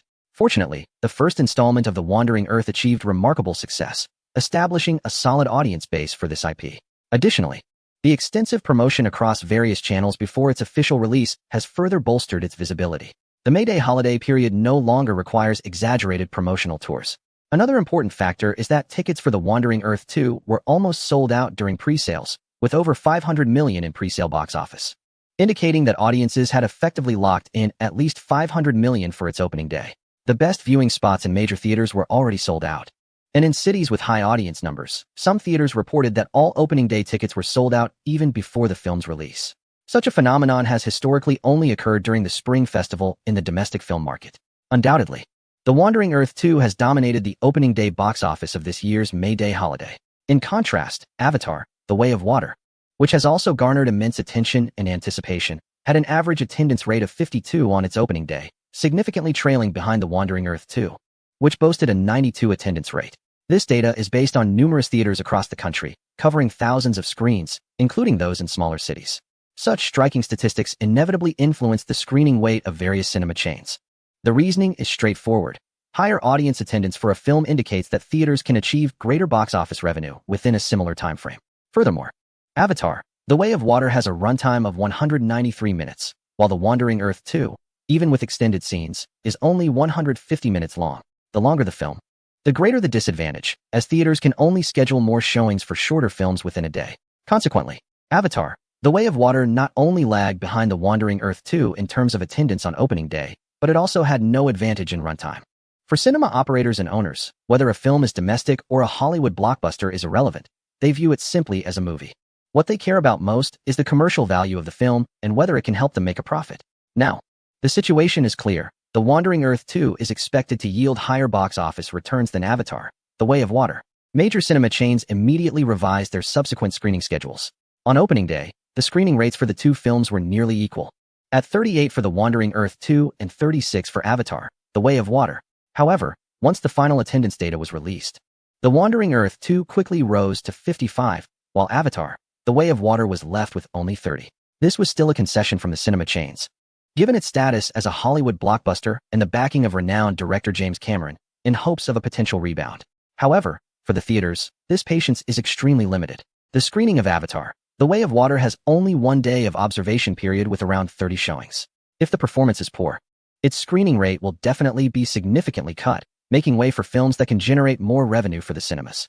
When the first batch of viewers walked out of the cinema, their evaluations of the film immediately attracted the attention of those who were still on the fence. The Wandering Earth 2 maintains the same high standards as the first installment, As a truly authentic science fiction from the Dragon Nation, it brought me enough surprises and shocks. If I rated the first film 95 points, The Wandering Earth 2 would at least get a 90. Compared to the epic battles of the first film, such as the space elevator, drone wars, and lunar explosions, The Wandering Earth 2 has a much slower pace. However, this is also what surprised me. I initially thought that director Liu Lang would largely use high-stimulation shots in The Wandering Earth 2 to continue the success of the first film. But clearly, Liu Lang has bigger ambitions. The first film generated interest in the Wandering Earth IP with various adrenaline-pumping scenes, while the second film shifts the focus to ordinary protagonists against the backdrop of a grand era, seriously telling a story that spans 500 years and involves over 100 generations, concerning the fate of all humanity. I really like the portrayal of the rebels. At least in the first film, I was puzzled as to why so many people protested against the United Government's Wandering Earth plan, yet they hardly appeared later. The emergence of rebels is reasonable. It is impossible for all humanity to be united. No country or nation can guarantee absolute unity, so the presence of rebel forces in the film is the most logical. It fills the gaps in the worldview of the Wandering Earth. Wait, are you all watching The Wandering Earth too? Am I the only one who went to see Avatar, The Way of Water? To be honest, Avatar, The Way of Water disappointed me greatly. I also went to the cinema to watch the original Avatar back in the day. At that time, 3D technology was just starting out. And the visual effects of Avatar were not only superior to domestic films, but were simply unparalleled globally, leaving a deep impression on me as a middle school student. Fast forward over 10 years, and while it's said that Cameron took 10 years to refine his work, I can't help but feel that Avatar, The Way of Water is just a rehash of the original. Honestly, I don't see how the visuals and special effects of Avatar, The Way of Water could surpass last year's The Wandering Earth. Moreover, there are too many plot holes and bugs to imagine that over 10 years have passed, and the sequel's storyline has regressed, while the visual and special effects have been caught up by domestic films. Chapter 193. Classic American Bullying. As more and more viewers have watched these two films, their evaluations have gradually become sharper and more direct. There is no doubt that, aside from the plot, the production quality of this film is absolutely top tier. The high frame rate on the big screen offers a visual feast. In my opinion, this level truly deserves to be called a 3D movie, as the sense of space is unmatched by those inferior 3D films, with clear distinctions between foreground, middle ground, and background, coupled with the smooth high frame rate. This is an experience that can only be fully appreciated in theaters. The forest scenes in the first hour were already impressive, and the underwater scenes in the following 2 hours were even stronger, featuring countless water particles and special effects creatures, which are truly a feast for the eyes. Everyone knows how difficult it is to create water effects, and this film has definitely set a standard that could be textbook material. Having praised it so much, I hope no one will accuse me of being a mindless critic. Now, let's discuss the film's significant flaws. The biggest issue lies with the plot. Firstly, the main conflict that the first film aimed to reflect was colonial plunder, but this one underwent a significant change, incorporating both colonial conflict and marine harvesting, ultimately devolving into a personal vendetta, which took center stage. Suddenly, the story felt cliched. Moreover, it attempted to cover too much ground, which in my view resulted in a smaller scope with chaotic content, especially with the addition of so many new characters and an entirely new race. With so many children as protagonists and so many complicated names, to be honest, the majority of viewers from my country would struggle to remember who is who by the end of the film. Reflecting on the previous installment that brought so much novelty, this one can be said to only excel in its underwater visuals. It lacks the revival of characters, growth, and the world building of communication with other worlds. And the climactic battle was rather mediocre. In summary, while I can certainly affirm the technical aspects, I have to place a big question mark on the plot. The special effects may shock you for 10 minutes, but the subsequent 3 hours can be quite excruciating. Such a mix of praise and criticism is still relatively objective.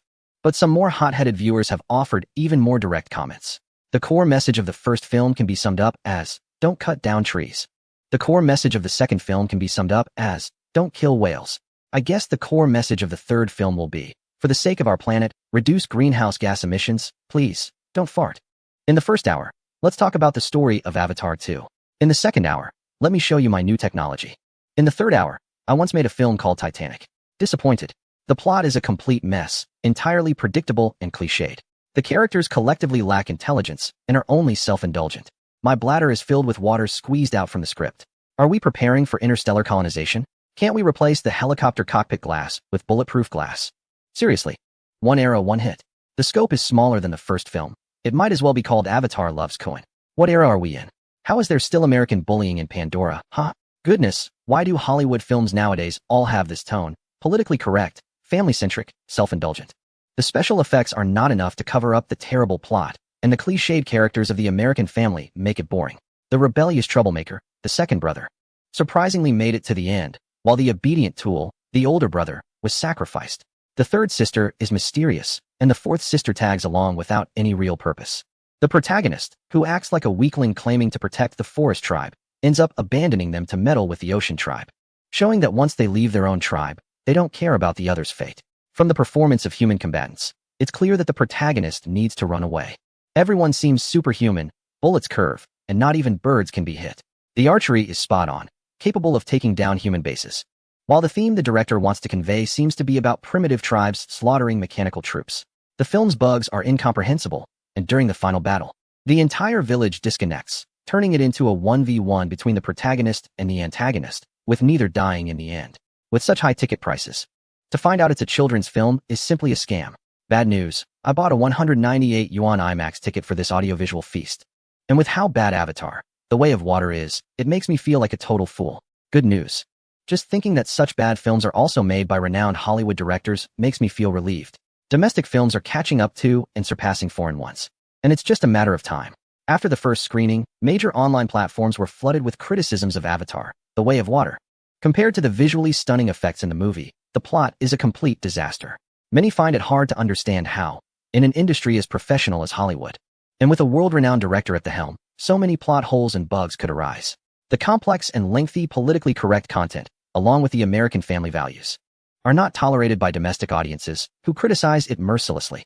The country is not like those politically correct-obsessed Western nations where people are hesitant to express dissatisfaction for fear of being labeled politically incorrect. Domestic viewers, however, don't care about that. We pay for tickets to enjoy an audiovisual feast, and who would expect to be served such garbage with Avatar, The Way of Water? Despite the numerous criticisms, some people still publicly support Avatar, The Way of Water. Their comments completely ignore the plot issues condemned by countless viewers, dismissing them with a somewhat cliché remark. The rest of their content is a frenzy of praise for Avatar, The Way of Water, claiming it features world-class special effects. Just like the emotions brought by the first film over a decade ago, the director is still the same, crafting a masterpiece after 10 years of hard work. Think of Titanic, Terminator, and Avatar. The director's works are guaranteed to be high quality, so how could Avatar, The Way of Water possibly be bad? Those who say that Avatar, The Way of Water is not good simply do not understand the values of freedom and democracy, and their appreciation ability is limited. It embodies environmentalism, anti-colonialism, great love for family, and touching parent-child relationships. Haven't you seen foreign media praising Avatar, The Way of Water? Who abroad would dare to say it's not good? Only some domestic netizens are making a fuss, unable to comprehend it, yet still complaining. After watching Avatar, The Way of Water, I was deeply moved and went to the market to buy 100 black fish to release them. But the local police almost detained me, claiming I was harming the ecological environment. This is truly excessive. What did I do wrong? Supporters and opponents of Avatar, The Way of Water have become clearly opposing groups on the domestic internet, igniting a massive online feud. Liu Lang didn't pay much attention to this, as after the first day box office data and audience reviews came out, no one could stop The Wandering Earth 2 from topping the box office during the May Day holiday. Chapter 194, the outcome is clear. 3 billion. This is the final box office result for The Wandering Earth 2 on its first day, achieved despite many audience members not being able to buy the best viewing seats and planning to watch it a few days later. This figure undoubtedly left professionals in the domestic film industry dumbfounded. Honestly, while a single-day box office of 3 billion yuan is exaggerated, it is not unprecedented in the history of domestic cinema. However, such figures typically only appear during the higher potential Chinese New Year period, where there is a protective factor for domestic films. Any domestic film that has ever achieved over 500 million yuan in a single day usually faces little competition in the same period, not even from Hollywood blockbusters. In such cases, achieving high box office numbers becomes much easier. With only a few films in the same period, the audience has limited choices, which naturally leads to high box office figures. However, this time the situation is completely different. The May Day holiday is open to foreign commercial blockbusters, attracting 2 Hollywood films. This time, the May Day period is no longer a rookie space for domestic films, but is referred to as a monster slot by industry insiders. The wave of viewership that Avatar created globally is still fresh in memory. Who in the industry would dare to underestimate a world-class director like Cameron? Yet this phenomenon unexpectedly left them astonished. Compared to the 3 billion yuan first-day takings of The Wandering Earth 2. The much-anticipated Avatar, The Way of Water only managed 1.8 billion yuan on its opening day. In a moment, industry professionals felt a sense of bewilderment. Could it be that Cameron's status is in jeopardy? This seems unreasonable, as internationally, Avatar, The Way of Water has received high praise from both audiences and critics. After its release, its fresh score on Rotten Tomatoes reached 91, indicating a very positive reception from the general viewing audience. Despite numerous comments from audiences and critics about the somewhat cliched plot of Avatar, The Way of Water, the special effects and attention to detail can make up for these shortcomings. Overall, it remains an excellent popcorn blockbuster that shines despite its flaws. In terms of box office data, Avatar, The Way of Water has dominated the overseas market, achieving impressive results. In the North American market alone, it grossed nearly 53 million on its opening day, more than double that of its predecessor. While it is difficult to accurately calculate the global cumulative opening day box office, it is unlikely to be less than 100 million. Competing films in the overseas market have struggled to keep up, with numerous films delaying or pulling their release. Given such strong performance overseas, it's puzzling why Avatar, The Way of Water has underperformed domestically. This has left not only industry experts baffled, but also ordinary viewers confused. After the opening day, the film's public screening continued. However, as the screening rates changed, the box office increments for several films also fluctuated.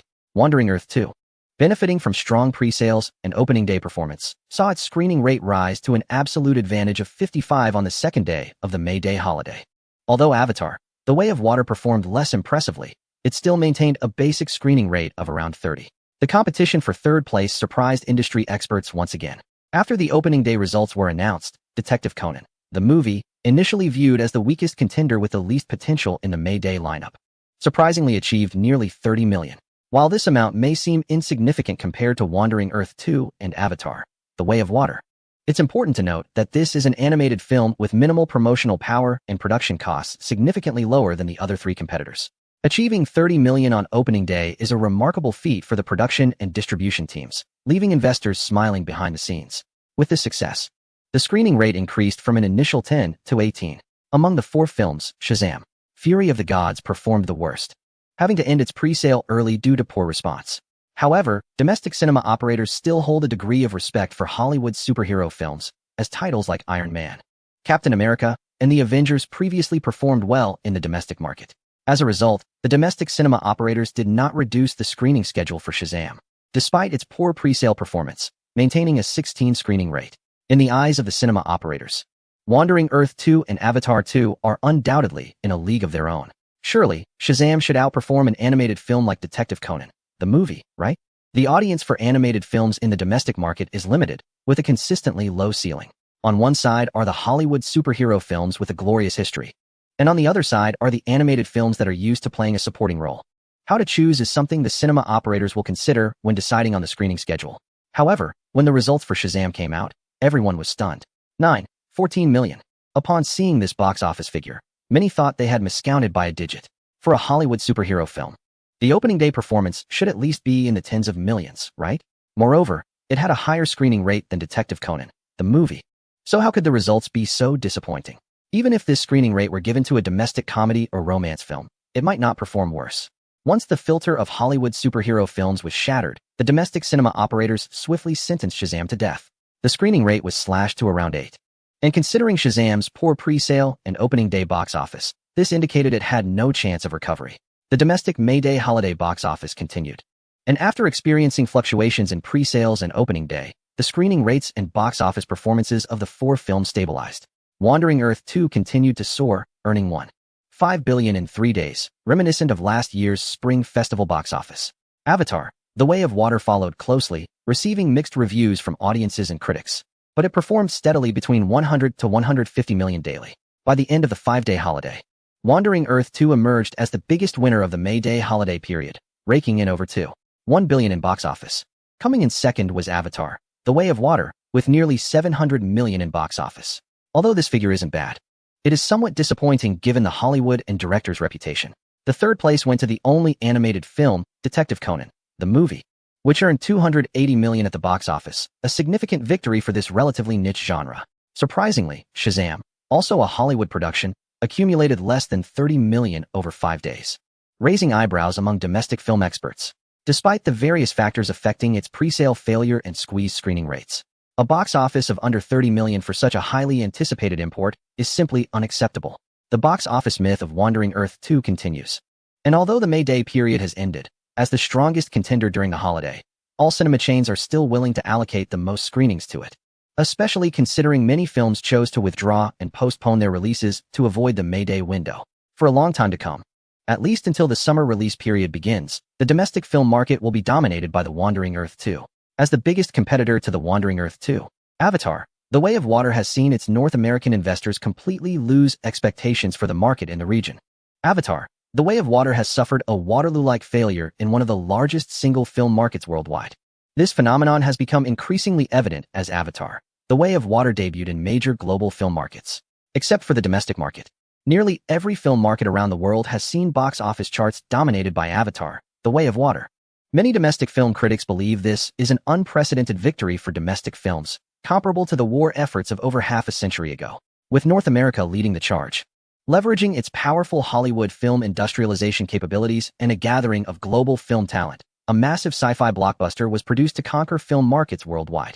Only the domestic market has withstood this onslaught, maintaining its integrity and the dignity of local films amid strong cultural incursions. Such impressive achievements have naturally led to extensive praise from official media, with cultural departments promoting The Wandering Earth 2 as a typical work for cultural propaganda. Before the May Day release, some critics expressed disdain, claiming that The Wandering Earth 2 merely benefited from the success of its predecessor or was lucky to be chosen as a model for cultural promotion. However, when the May Day box office results were finally revealed, even the most critical experts and critics had to acknowledge its success. They argued that the success of The Wandering Earth was merely due to luck. This time, instead of choosing the higher-grossing Spring Festival, they opted for the May Day release. They claimed that the opponents of The Wandering Earth were too weak, yet this time it faced off against major Hollywood blockbusters, including a decade-long effort from renowned director Cameron. After such comparisons, there were simply no excuses left to criticize. There were comments suggesting that the domestic audience is lacking and that the overseas market has a higher appreciation capability, suggesting The Wandering Earth 2 should compete in the overseas market against Avatar, The Way of Water. As soon as these remarks were made, before netizens could respond, the representative of the film's distribution team quickly announced plans for The Wandering Earth 2 to enter global overseas markets. The reason for preparing for the overseas market is certainly not to prove anything to the critics. For them, such ridiculous comments have already lost any negative impact. Even without his intervention, fans and netizens who enjoy The Wandering Earth 2 will voice their support, silencing any critics. After the May Day holiday, the performance of The Wandering Earth 2 in the domestic film market has stabilized. Several professional film analysis institutions have concluded that before the summer film season, The Wandering Earth 2 is unlikely to face any significant competition in the domestic market. The box office potential of The Wandering Earth 2 in the domestic market is estimated to be at least $2 billion. With total domestic box office expectations not lower than $4 billion local currency. With this solid foundation in the domestic market secured, the next goal for increasing film revenue is naturally to expand into overseas markets.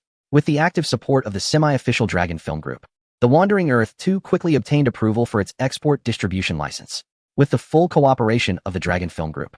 Combined with the performance of the first The Wandering Earth in the global film market, The Wandering Earth 2 seamlessly debuted in over 100 countries and regions worldwide.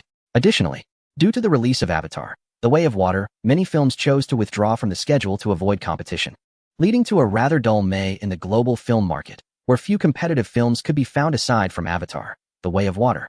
After more than a week of screening, a large number of viewers have already seen Avatar, The Way of Water, and its box office growth has started to show signs of fatigue.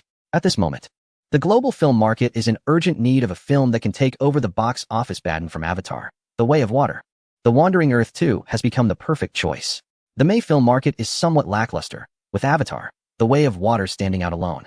But a market without competition is always uninteresting. However, the situation seems to be changing. As the sequel to the Dragon Country's sci-fi film The Wandering Earth is about to be released globally, and we look forward to the changes it will bring. Oh, is that the film about humans building 10,000 engines to lead Earth wandering through the universe? I think it will be more interesting than Avatar, The Way of Water. I'm really tired of this rehashed story about white people slaughtering indigenous people. I heard this film has outperformed Avatar, The Way of Water at the box office in the Dragon Country. To be honest, I'm quite happy about it. I believe I'm not the only one disappointed by Avatar, The Way of Water. Cameron didn't treat this film with the care it deserved. The content expressed in the film is completely tailored to appease those politically correct award show juries. He is no longer the confident king of the world. Many audiences and even film critics in overseas markets regard Cameron as a representative of the unambitious conservative faction, the Hollywood Dragon. In contrast, Liu Lang from the Dragon Country is seen as a young dragon-slaying hero. Chapter 196. Cultural Invasion After some coordination and the proactive acceptance of various national film markets. The Wandering Earth 2 began to launch in different countries 10 days after the global release of Avatar, The Way of Water. East Asia and Southeast Asia, including over a dozen countries with large populations, hold significant box office potential. Moreover, due to its geographical proximity and the historical influence of the Chinese cultural sphere, the acceptance of films from the Dragon Country is significantly higher than in other regions of the world. Although ticket prices are low, the large population base results in considerable total box office revenue. In the European market, with a vast audience and a deeply ingrained cinema-going habit, the box office is mature and often serves as an important source of revenue for overseas films. Ticket prices are high, and with a large number of viewers, the box office figures are substantial. Additionally, several developed countries in Europe, such as Germany and France, are members of a regional alliance. And a film depicting structures like a space station and space elevator naturally receives official promotion from these countries. After all, it can be seen as a political achievement for their governments. As for emerging film markets in North Africa and South America, the performance of The Wandering Earth 2 has also been strong. In particular, South America, often viewed as a backyard by another region, shows great interest in films from the Dragon Country that can stand up to major Hollywood blockbusters, perhaps due to political, military, and economic pressures from the aforementioned region. The people in South America have no fondness for films like Avatar, The Way of Water, which reflect a colonial mindset. While they may not be able to effectively resist various forms of intrusion and control in the real world, they can choose to support films outside of Hollywood in the cultural realm. On its opening day in South America, The Wandering Earth 2 immediately broke the dominance of Avatar, The Way of Water in that market. The portrayal of Brazilian and Argentine joint government astronauts and fighter jets, even if only for a few seconds in the film, excited audiences in related South American countries. Many took to online platforms to recommend The Wandering Earth 2 to others, which was unexpected for Liu Lang. In the end, however, the North American market faced some unexpected situations. What? There were issues with film qualification approvals? Upon hearing this news, not only Liu Lang and Lin Hao, but even Dong Yinling, who was responsible for publicity, was puzzled. Our group's vice president has already flown to North America overnight to discuss the matter. To be honest, after so many years, we have never encountered such a situation. It is definitely not a trivial qualification issue. We will have to wait for further information to understand the specific reasons. The staff from Longying, who came to discuss the matter, also looked confused. As a semi-official company responsible for the export qualification approval of domestic films, Longying Group has a solid background. And as long as domestic films pass their review, there has never been a precedent for them not being able to screen abroad. Unless it's a film that is genuinely unsuitable for the foreign market and lacks commercial value. Even then, theaters in various countries would give Longying Group face and at least provide dozens or even hundreds of cinemas for trial screenings. However, The Wandering Earth 2 clearly does not fall into this category. Even before the decision on its overseas release was made, various theaters in North America had already started reaching out proactively, with the success of the first film as a backdrop, especially since Wandering Earth 2 outperformed Avatar, The Way of Water domestically. This has led the cinema chains in the region to further recognize its box office potential. The capital behind these cinema chains certainly won't show favoritism just because Avatar, The Way of Water is a Hollywood production for them. Any film that can make money is a good film. It wasn't until 2 days later that the vice president of Longying Group, who went to communicate with the region, figured out the exact reason. There are suspicions that Wandering Earth 2 received military funding from its home country, possibly involving non-cultural propaganda related to political and military aspects, which requires further approval. To expedite the approval process, cutting scenes related to the Navigator space station might be a good approach. Upon hearing this reason, Liu Lang was momentarily stunned. Although there is indeed propaganda about the Navigator space station in Wandering Earth 2, this excuse seems utterly absurd. This is a science fiction movie. How can the standards suddenly be so double-edged when Hollywood has produced so many films involving military equipment in the past? Lin Hao complained indignantly. No one expected that the authorities in the region would use this excuse to block the release of Wandering Earth 2. In the past, embedding political messages in films and launching cultural invasions through propaganda against other countries were almost exclusive to Hollywood. Who would have thought that one day the region would use this excuse against films from other countries? Could it be related to the Miami air disaster? Dong Yinling asked with some confusion. During the return to the moon space mission, the astronaut from a certain country did not return to Earth with the lunar landing team via the Navigator space station, but instead under official orders, boarded a return capsule of their own. Unfortunately, the return journey ended in tragedy, resulting in a total of 108 fatalities, 87 missing, and over 300 injured in a massive air disaster. For the authorities in the region, this is undoubtedly a century scandal, and media scrutiny has questioned why the astronaut from that country wasn't allowed to return via the Navigator space station. Even the NASA administrator, who has already had a falling out with the big boss, publicly stated that this was a tragedy that could have been entirely avoided. Discussions about this epic air disaster within the region are still ongoing, and if Wandering Earth 2 were to release now, the depiction of the Navigator space station in the film would inevitably reopen the still-healing wounds caused by the disaster. Moreover, the Navigator space station, as a high-tech device, exists in the real world, unlike other science fiction elements. What makes the authorities uncomfortable is that this space equipment, which can be considered the pinnacle of global technology, was developed and constructed without any involvement from them. Moreover, the authorities in a certain region, along with organizations such as NASA and a prominent private space company, are already at a disadvantage in the competition with a certain country in space technology. Once the film The Wandering Earth 2 is released in that region, the presence of the Navigator space station in the movie will inevitably remind the public there of the multiple failures experienced in the space competition against that country. Under these circumstances, it is almost certain that The Wandering Earth 2 will face scrutiny from the local authorities. Chapter 197. Global Market Performance Now. To expedite the approval process and enter that market, it seems the only option is to make cuts according to their demands, or perhaps change the name of the Navigator space station. Upon hearing these suggestions, Liu Lang shook his head. The current version is the most suitable and perfect film version.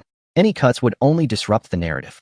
As a director, nothing is more frustrating than having to trim a carefully planned storyline due to external pressures. The scenes involving the Navigator space station last nearly 20 minutes. While this is not a large portion of the overall film duration, it is still significant. Even if a different name is used, it would be obvious to discerning viewers that it represents the real-life Navigator space station. It is impossible to make edits without affecting the film's quality and narrative continuity. Moreover, even if we did so, they might use other excuses to dismiss it. Liu Lang is well aware that the scrutiny from the local authorities is not just aimed at the single element of the Navigator space station in The Wandering Earth 2, but at the entire film. The two films in the Wandering Earth franchise feature numerous elements related to the military-industrial sector of that country, with detailed depictions of constructions like the space elevator and the Navigator space station in the realm of space. Before the construction of the space elevator, the authorities in that region could still regard Liu Lang's film as mere science fiction. However, with the establishment of an alliance led by that country, the successful construction of the space elevator and the Navigator space station, along with the recent moon exploration mission, The Wandering Earth is no longer seen simply as a science fiction film, but rather as a cultural invasion with political and military propaganda undertones. After much contemplation, Liu Lang decided to set this matter aside, although it is somewhat regrettable that the film cannot be released in that market for now. The Wandering Earth 2 is still set to screen in over 100 countries and regions globally, so missing out on that market is not a major loss.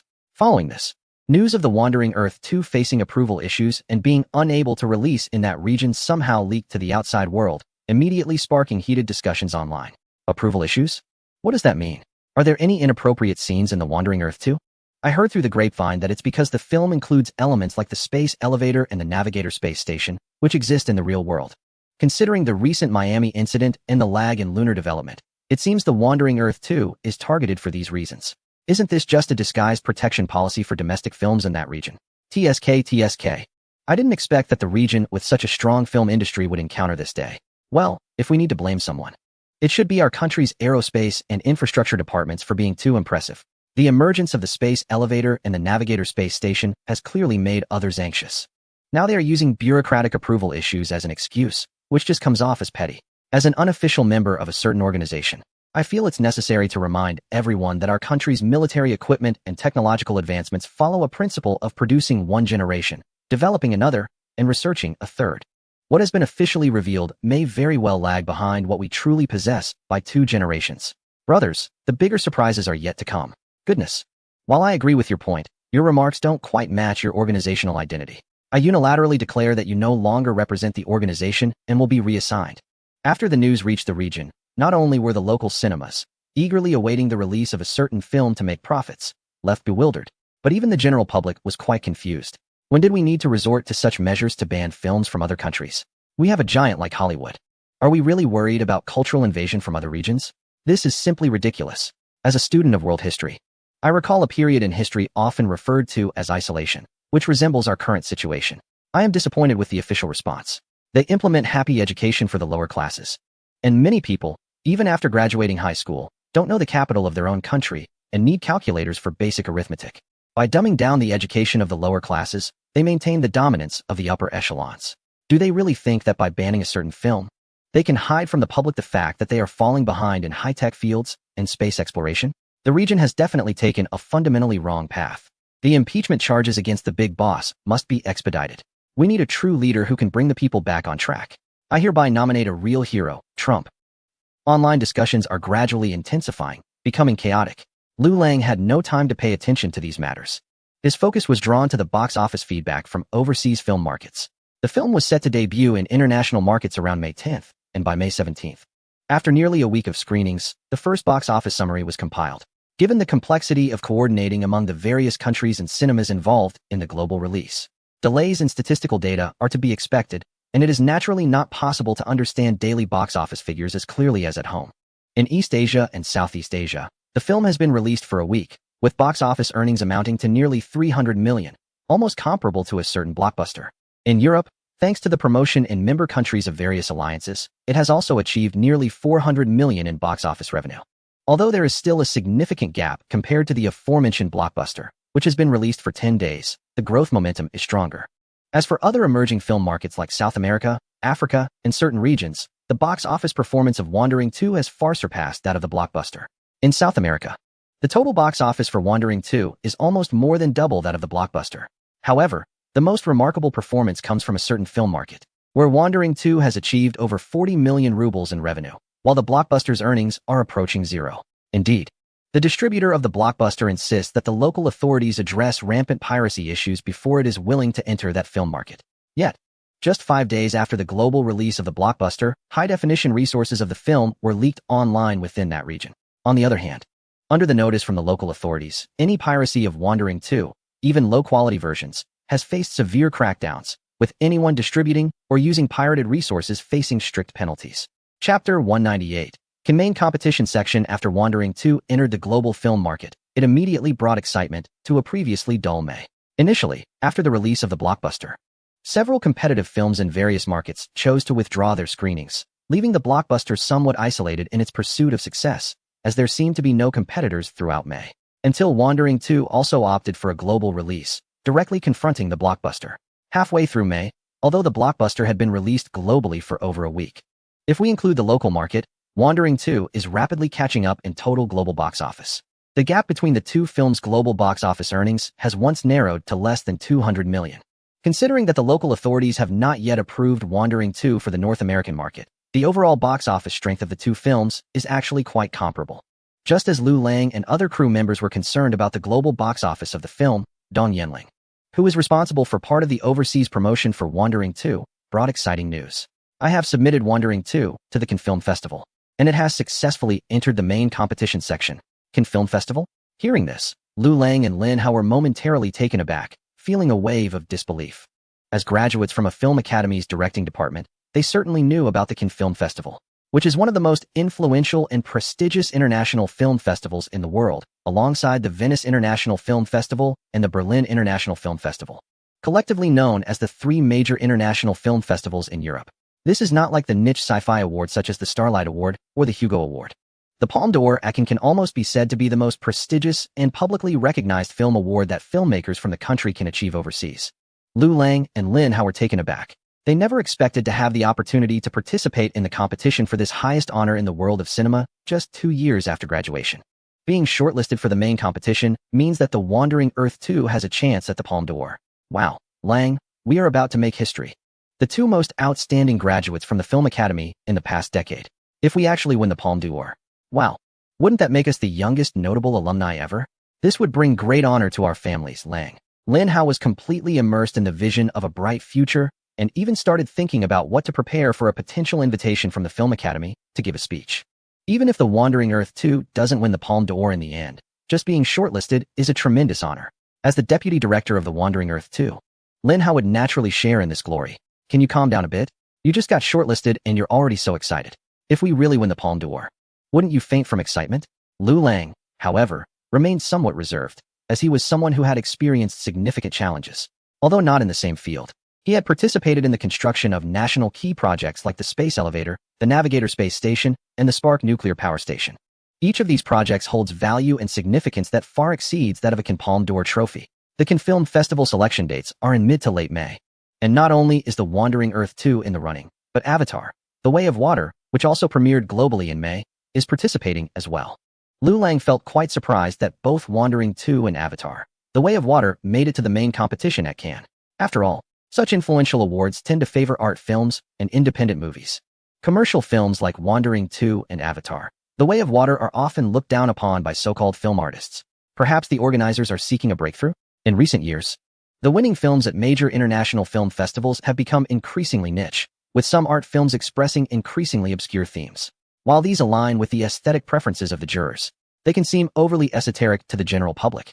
Despite being the most influential film festival internationally, its exposure, discussion, and impact have visibly diminished over the years. Film is not merely a self-appreciation by a small group of people. It is a form of expression of popular culture. If it distances itself from the general public, its influence will inevitably decline significantly. Dong Yinling analyzed to Liu Lang that the acceptance of Wandering Earth 2 and Avatar, The Way of Water in the main competition section is a groundbreaking attempt by this year's Cannes Film Festival Organizing Committee. Liu Lang carefully observed the list of nominees in the main competition section and found that apart from these two commercial films, nearly all the others were art films that appeal to a very niche audience. If the festival only featured these art films, it's no wonder that Cannes has been declining in recent years. After all, the vast majority of moviegoers around the world are not artists. Those overly obscure and pretentious art films simply do not attract them to the theaters. As the assistant director, Lin Hao was even more invested in the participation of Wandering Earth 2 in the main competition section than Liu Lang. After the first Wandering Earth concluded, Liu Lang's bonus for him exceeded 50 million, which could almost be considered an instant achievement of financial freedom. Moreover, with the title of Assistant Director of Wandering Earth, Lin Hao could easily secure tens of millions or even hundreds of millions in film investment in the domestic market. If he were to be greedy and take an extra 30 to 50 million, it would hardly be a challenge for someone like him, who grew up in a family deeply involved in the film industry. However, Lin Hao didn't have much pursuit for money, or rather, he was already wholeheartedly following Liu Lang, knowing that Liu Lang would not mistreat him financially. Lang Gu, I've analyzed this carefully, and I feel a bit uneasy. Cameron has loaded too many buffs onto Avatar, The Way of Water. It's all about environmentalism, reflections on colonial history, and the Western views on family and kinship. He wouldn't have aimed for Avatar, The Way of Water to win awards from the start, would he? After analyzing, Lin Hao's expression turned worried. Compared to the buffs on Avatar, The Way of Water, there were not many elements in Wandering Earth 2 that could be deeply explored and might favor the judges. The conflict between the rebels and the united government, the saturation rescue of humanity for the planetary engine, Liu Peiqiang, who gave up on surviving alone and drove the command module with a glimmer of hope to ignite the spark of human civilization's journey. Would these stand up against the political correctness buffs of Avatar, The Way of Water? Lin Hao was unsure, and Liu Lang could not confirm either. In fact, this was the first time his work participated in the selection for a major global film award, especially for a prestigious award like the Palme d'Or at Cannes. Whether they could win depended largely on this year's judges, as the votes from ordinary viewers only held partial reference significance. Don't worry. I've already contacted relevant personnel to work on this. Upon hearing Dong Yinling's social response, both Liu Lang and Lin Hao were momentarily taken aback. Work on this? Are you saying to bribe the judges? Once Lin Hao realized, he was shocked. He never expected that the sacred Palme d'Or in his mind could also fall prey to underhanded tactics. Why do you have to put it in such harsh terms? What do you mean by bribery? Is the exchange of artistic works among cultural figures considered bribery? Moreover, it is completely normal for people to have different aesthetic tastes. Wherever there are people, this kind of thing is unavoidable. Otherwise, why has the film festival in a certain region been able to continue for so long? Do you really think the organizing committee receives so many donations each year without seeking anything in return? Why do so many people support the art funds and exhibitions associated with the judges and organizers? Surely, you don't believe it's purely out of appreciation? Dong Yinling's assertive explanation struck a heavy blow to Lin Hao's innocent heart. In his mind, the originally pure and flawless Palme d'Or was almost instantly shattered. Of course, not every piece of work can be selected. The organizing committee still has its standards and cannot lower them casually. At least those that make it into the main competition are works of considerable quality. Let us not even mention the art films. Just look at The Wandering Earth 2 and Avatar, The Way of Water. They have box office success and buzz. They can enter the main competition without relying on connections. So, are you saying that getting nominated depends on strength, but winning relies on connections and networks? Lin Hao muttered. I didn't say that. But there are over a dozen films nominated, while there's only one Palme d'Or. If you think you can rely solely on your film's strength to win, you might end up at a disadvantage if others have ulterior motives and want to leverage their connections. Dong Yinling scolded Lin Hao for being naive. It's so dark. I didn't expect this kind of thing to happen abroad as well. Lu Lang exchanged glances with Lin Hao and shook his head. It seemed this phenomenon wasn't unique to their country. So what is your approach? Is it reliable? What is the likelihood of winning? Lin Hao struggled internally for a couple of seconds, finally accepting this dark, unspoken rule, and eagerly asked about the success rate. Lu Lang, too, was curious. Although the Palme d'Or might not hold immense value for him like it does for other directors, after all, he was just in his early 20s with a promising future, and his achievements in research outweighed a mere film award. Who wouldn't want a bit of honor? Is there any way to have an accurate grasp on such matters? To be honest, this is my first time dealing with such high-level overseas awards. The resources and networks available within the company aren't necessarily advantageous compared to those abroad. All we can do is try our best and have no regrets. Dong Yinling didn't give a definitive answer. In fact, she wasn't very confident either. In the domestic film industry, ByteDance Entertainment could barely be considered among the top few, but on a global scale, it was just one of many. She couldn't provide Lu Lang and Lin Hao with an accurate response, only saying to do their best. Upon hearing this, Lu Lang understood and didn't hold high hopes for the award. On the other hand, Lin Hao was not discouraged and kept asking Dong Yinling various questions. He even claimed that he was willing to contribute a sum from his own savings to support Dong Yinling's operations.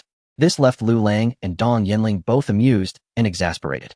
After that, Lu Lang stopped paying much attention to the Cannes Film Festival and entrusted everything to Lin Hao, even allowing him to represent Lu Lang at the festival. Since the construction of the Xinghuo nuclear power plant was officially completed, Lu Lang's security level had been upgraded several notches. Due to concerns about personal safety and technical confidentiality, he could not travel to the country on the other side of the world. As the deputy director, Lin Hao was fully qualified to attend the Cannes Film Festival on Lu Lang's behalf. Just before departing, Dong Yinling informed him of the latest operational progress. In the main competition jury, there were a total of 9 judges from 8 countries. Among them, the domestic actor Judge Fan Binbin had already made contact, and the company had reached out to his agent and made some arrangements, effectively securing 1 vote. There was also a director judge from another country whose attitude was somewhat ambiguous. A company had promised to fund an invitation for him to shoot an art film domestically after securing his participation. However, it seemed he might be looking for a better offer. Another Italian composer judge was almost confirmed. His wife was holding a personal art exhibition in the aforementioned country, and he had bid 900,000 euros for one of her representative works, even though her paintings had previously sold for less than 2,000 euros. After Dong Yinling's explanation, Lu Lang finally understood what she had been busy with these past few days. She had expended a lot of effort, manpower, and resources trying to connect with these judges. Currently, only 2 votes could be confirmed, and 2 judges were still non-committal, likely waiting for better offers. Among the other 5 judges, there were representatives from the aforementioned country, Germany, and Spain, with whom they had not been able to establish contact at all. This was already the limit of Dong Yinling's activities and operations, given that Byte Entertainment's influence in the international film industry was quite weak. In fact, winning an award was secondary. The main concern was not to lose to another film that was being compared with their own. If they both ended up without awards, it would be acceptable. But if the other film overshadowed them at the Cannes Film Festival, that would be quite distressing. Lin Hao expressed his worries, and his analysis was not without merit, as both films were competing against each other in the global market during the May release period.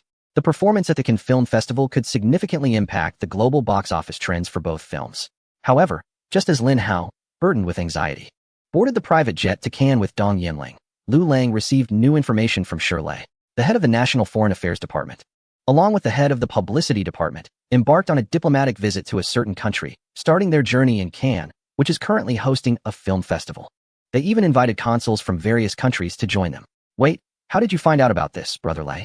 In Chapter 200, The Banquet, such news regarding a diplomatic visit related to the arts was revealed by the head of the National Security Agency, who personally informed Lu Lang.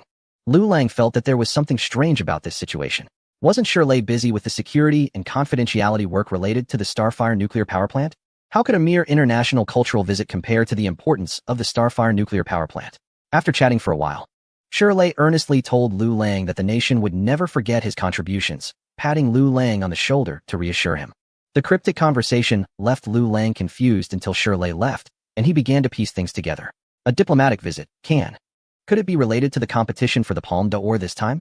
Meanwhile, Lin Hao had just landed in Cannes via a charter flight and was still trying to get in touch with the film festival staff when he was taken aback by the grand reception of the military honor guard at the airport.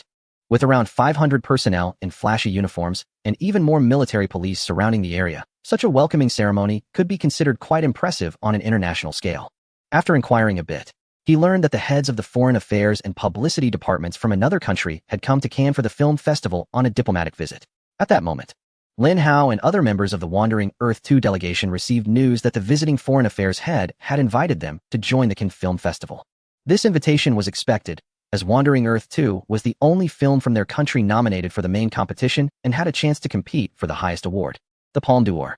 It was reasonable to invite such a unique film delegation for a visit focused on cultural exchange. While Lin Hao was still in a daze, Dong Yinling became excited. This was an excellent opportunity to leverage. With the backing of the foreign affairs and publicity department heads, Wandering Earth 2 could at least familiarize itself with the festival committee and judges before the award selection. Just this aspect alone was equivalent to an operational strategy worth millions of euros, and the impact would undoubtedly be greater. Furthermore, with the recent formal alliance between their country and another, the relationship had reached an unprecedented honeymoon phase. The Cannes Film Festival Committee certainly could not overlook a delegation backed by official departments from another country. This was what excited Dong Yinling the most. Compared to the foreign affairs and publicity departments, her previous efforts seemed insignificant. After joining the diplomatic delegation, they were escorted by hundreds, if not thousands, of military police directly to the Cannes Film Festival venue. Upon reaching the destination, it was already evening. To welcome the foreign affairs delegation from a certain country, along with consular representatives from various invited nations, the organizing committee of the Cannes Film Festival prepared a high-profile dinner to host everyone. The guest list included not only consuls and officials from the foreign affairs and publicity departments of the aforementioned country, but also prominent figures from various sectors of society in the host country.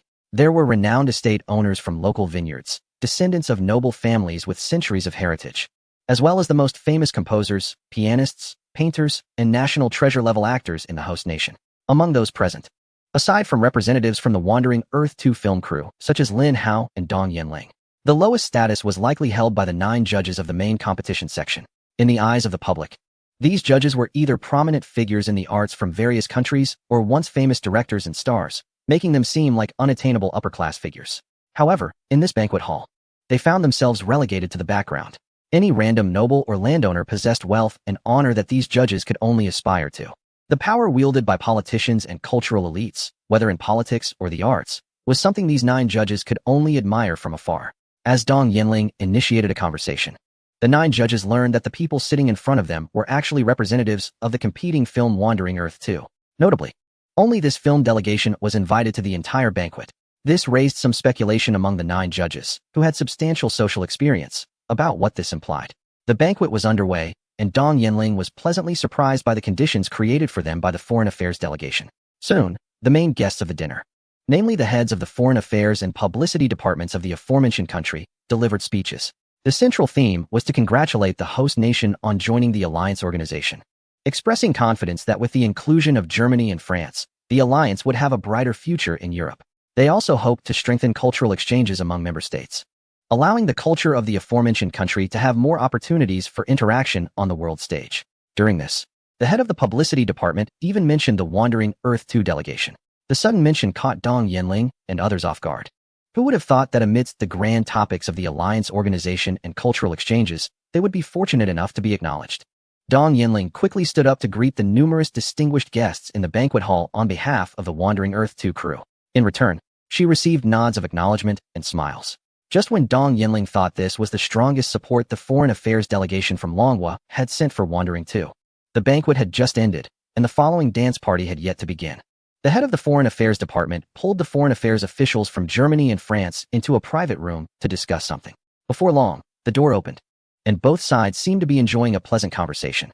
Then, the foreign affairs officials from France called over the chairman of the Cannes Film Festival Organizing Committee and 3 French judges to join the discussion in the private room. Meanwhile, the German consular officials approached the only German director judge to chat. After this, following the conversation with the French foreign affairs officials in the private room, the chairman of the organizing committee gathered the remaining judges to enter the room as well. This series of actions took place within just half an hour, and Dong Yinling, who had been closely observing everything, became increasingly unsettled. With her years of social experience, she realized that the scenes unfolding in the banquet hall could very likely manipulate the final awarding of the film festival prizes. Chapter 201. Talking power in background. Who is secretly pulling the strings? Could it be someone Lu Lang found? That's impossible. Lu Lang is just a homebody, lacking any social skills apart from tinkering with props and models related to film materials in his room. Or could it be that Wandering 2 has caught the attention of the national authorities, who are preparing to strongly promote it to showcase Longwa's cultural soft power overseas? Dong Yinling pondered for a long time, but couldn't figure out what was really going on. However, she could be certain that this would likely be a good thing for their Wandering 2 delegation. She soon felt the change in the atmosphere of the banquet hall. If prior to this, the smiles of the attendees, including the judges, upon hearing the introduction from the Longwa officials about the Wandering 2 delegation were merely polite and courteous. After the private discussions, their warm attitudes towards the members of the Wandering 2 delegation became much more substantial. Dong Yinling witnessed firsthand how the previously ambiguous and non-committal attitude of a director-judge from Han Country transformed. After chatting with the chairman of the Cannes Film Festival Organizing Committee for a while, he quickly approached the members of the Wandering 2 delegation with an unprecedentedly friendly demeanor, eagerly engaging in small talk. His words clearly indicated that he held Wandering 2 in high regard. As an Asian, he would surely support a film like Wandering 2, which is a friendly work from a neighboring country. Such a statement was already quite blatant, and Dong Yinling naturally responded with a smile, feeling curious about what promises the chairman of the organizing committee had made to these judges. Neighboring countries? Friendly works? Please, Dong Yinling would not fall for such nonsense. The other party's previous indecisive and opportunistic attitude was still fresh in her mind, and she had never had a good impression of these individuals who, under the guise of art, were merely out to make money. Nonetheless, she decided to play along with these people. The dinner was a delightful affair for both hosts and guests. The presence of officials from the Foreign Affairs Department and the Public Relations Department, along with consuls from various nations, was a significant honor for the Cannes Film Festival Organizing Committee. It successfully bolstered the international influence of Cannes, which had been somewhat waning in recent years. The invited dignitaries and nobles from different countries were able to interact with official members from various nations. And regardless of whether any cooperation intentions were reached, simply establishing connections was enough to satisfy these social elites. As for the consuls and officials from countries such as Germany and France, they were extremely pleased with the confidential discussions held with the officials from the host nation. At their level, the Cannes Film Festival was merely a minor event. Their discussions often revolved around projects involving hundreds of millions or even billions of euros, which could provide hundreds of thousands of jobs. Topics included collaborative projects with alliance organizations, the expansion of space elevator initiatives, increasing crew slots for space stations, and participation in the first phase of lunar development, among others. Each of these could potentially trigger significant global media attention. As the leading nation in the alliance organization, the host country was also the primary provider of critical technologies. Any project offered for collaboration would attract fierce competition among nations. Any gesture to foster goodwill with the host country's officials was worth pursuing for the consuls and official personnel present. Not long after the banquet, the time arrived for the final review stage of the main competition section of the Cannes Film Festival. Similar to other awards around the world, the first announcements were for the lower-tier awards. The categories included Critics' Week, Director's Fortnight, Cinematic Cornerstone, Focus, and Short Film.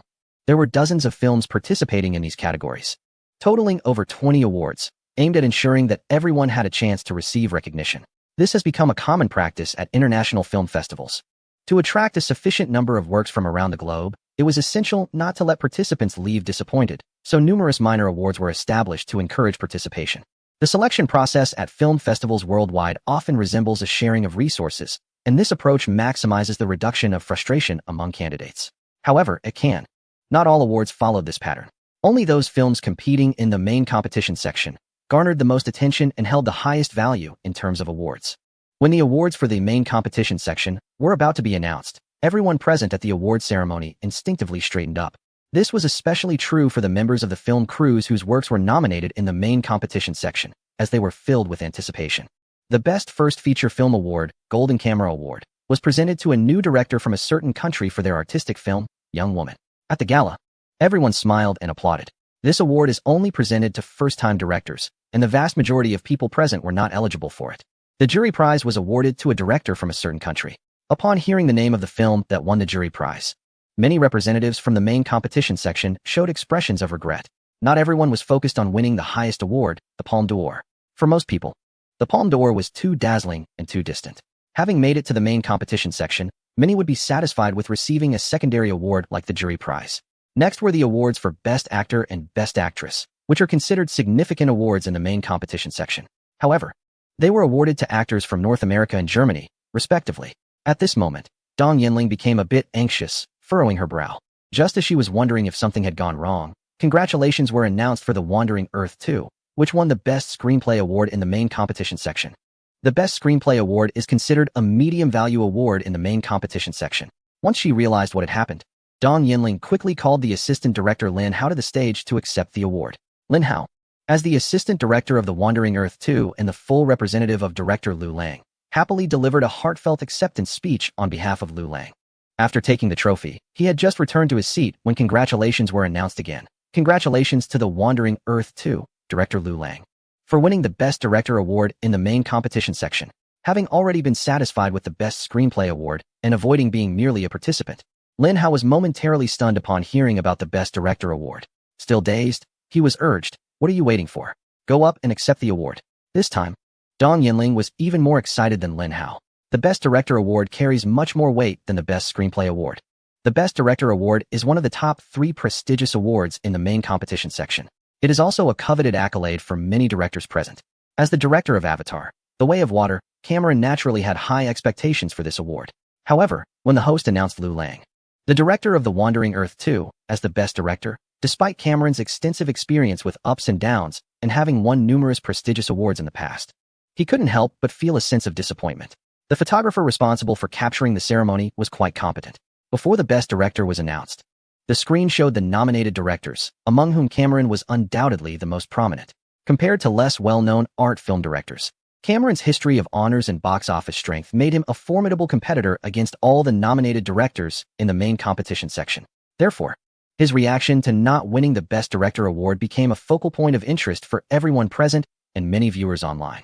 Cameron, accustomed to the ups and downs of the entertainment industry, maintained a calm demeanor. On the surface, he seemed unaffected by the disappointment of not winning, displaying excellent emotional control. He even took the initiative to applaud, joining everyone in congratulating the assistant director Lin Hao, who was on stage delivering the Best Director speech on behalf of Lu Lang. Next up was the special award for the 70th anniversary of the main competition section. This award is mainly given to filmmakers who have made significant contributions to the history of world cinema and is often jokingly referred to as a retirement award. It was presented to the American actress Nicole Kidman. By this point in the ceremony, a significant portion of the program had already been completed, with only 2 awards remaining, the Jury Prize and the Palme d'Or. Naturally, these 2 awards were the highlight of the event, being the most prestigious at the festival. Everyone present, including Cameron, perked up at this moment. If the festival were a cake-cutting event, these 2 awards would undoubtedly be the most coveted pieces. Moreover, based on the festival's long-standing tradition, it was unlikely that both the Jury Prize and the Palme d'Or would be awarded to the same film, nor to 2 commercial films. The Wandering Earth 2 had already secured the Best Screenplay and Best Director awards, which was a significant achievement. It was now time for Cameron's Avatar, The Way of Water to shine. Of course, for Cameron, it was still somewhat disappointing to see the Best Director award go to someone else. He likely hoped that only the Palme d'Or could soothe his feelings. If Avatar, The Way of Water ended up with just the Jury Prize, it would probably lead him to express dissatisfaction with the festival organizers. Despite his more tempered demeanor in recent years, the awards ceremony continued, and Lin Hao, who had already been on stage twice, was beaming with joy. Although the Best Screenplay and Best Director awards were not directly related to him, as the highly involved assistant director of The Wandering Earth 2, second only to Lu Lang, these honors were still somewhat connected to him. Furthermore, these were awards from the main competition section of the Cannes Film Festival. As one of the 3 most renowned film festivals in the world, Lin Hao had heard about Cannes, Venice, and Berlin so often during his film academy days that it was almost second nature. Professors frequently referenced these festivals and anyone who could win an award, even a minor one, at any of these 3 international film festivals was eligible to be invited as an honorary professor to give lectures. As Lin Hao and his colleague Dong Yinling calmed their joyous hearts, they continued to watch the host announce the awards. Congratulations to 120 beats per minute for winning the Jury Prize in the main competition section. Upon hearing this, Lin Hao, Dong Yinling, and others showed no signs of surprise. This film is a drama that tells the story of AIDS, homosexuality, grassroots public welfare organizations, and human entanglements. It aligns with the current mainstream political discourse, making it understandable that it could win the jury's grand prize. With awards for Best Screenplay and Best Director in hand, Lin Hao, Dong Yinling, and others are quite satisfied. To some extent, it can be said that The Wandering Earth 2 has gained recognition from major global film criticism organizations in terms of film quality and directorial prowess. On the other hand, Cameron calmly joined the applause of the crowd. Avatar: The Way of Water did not win the jury's grand prize, which surprisingly relieved him. This meant that the Palme d'Or was now within his reach. Especially since the film that won the jury's grand prize was politically correct, it gave him even more confidence. After all, the political correctness promoted in Avatar: The Way of Water is not lacking in mainstream commercial films.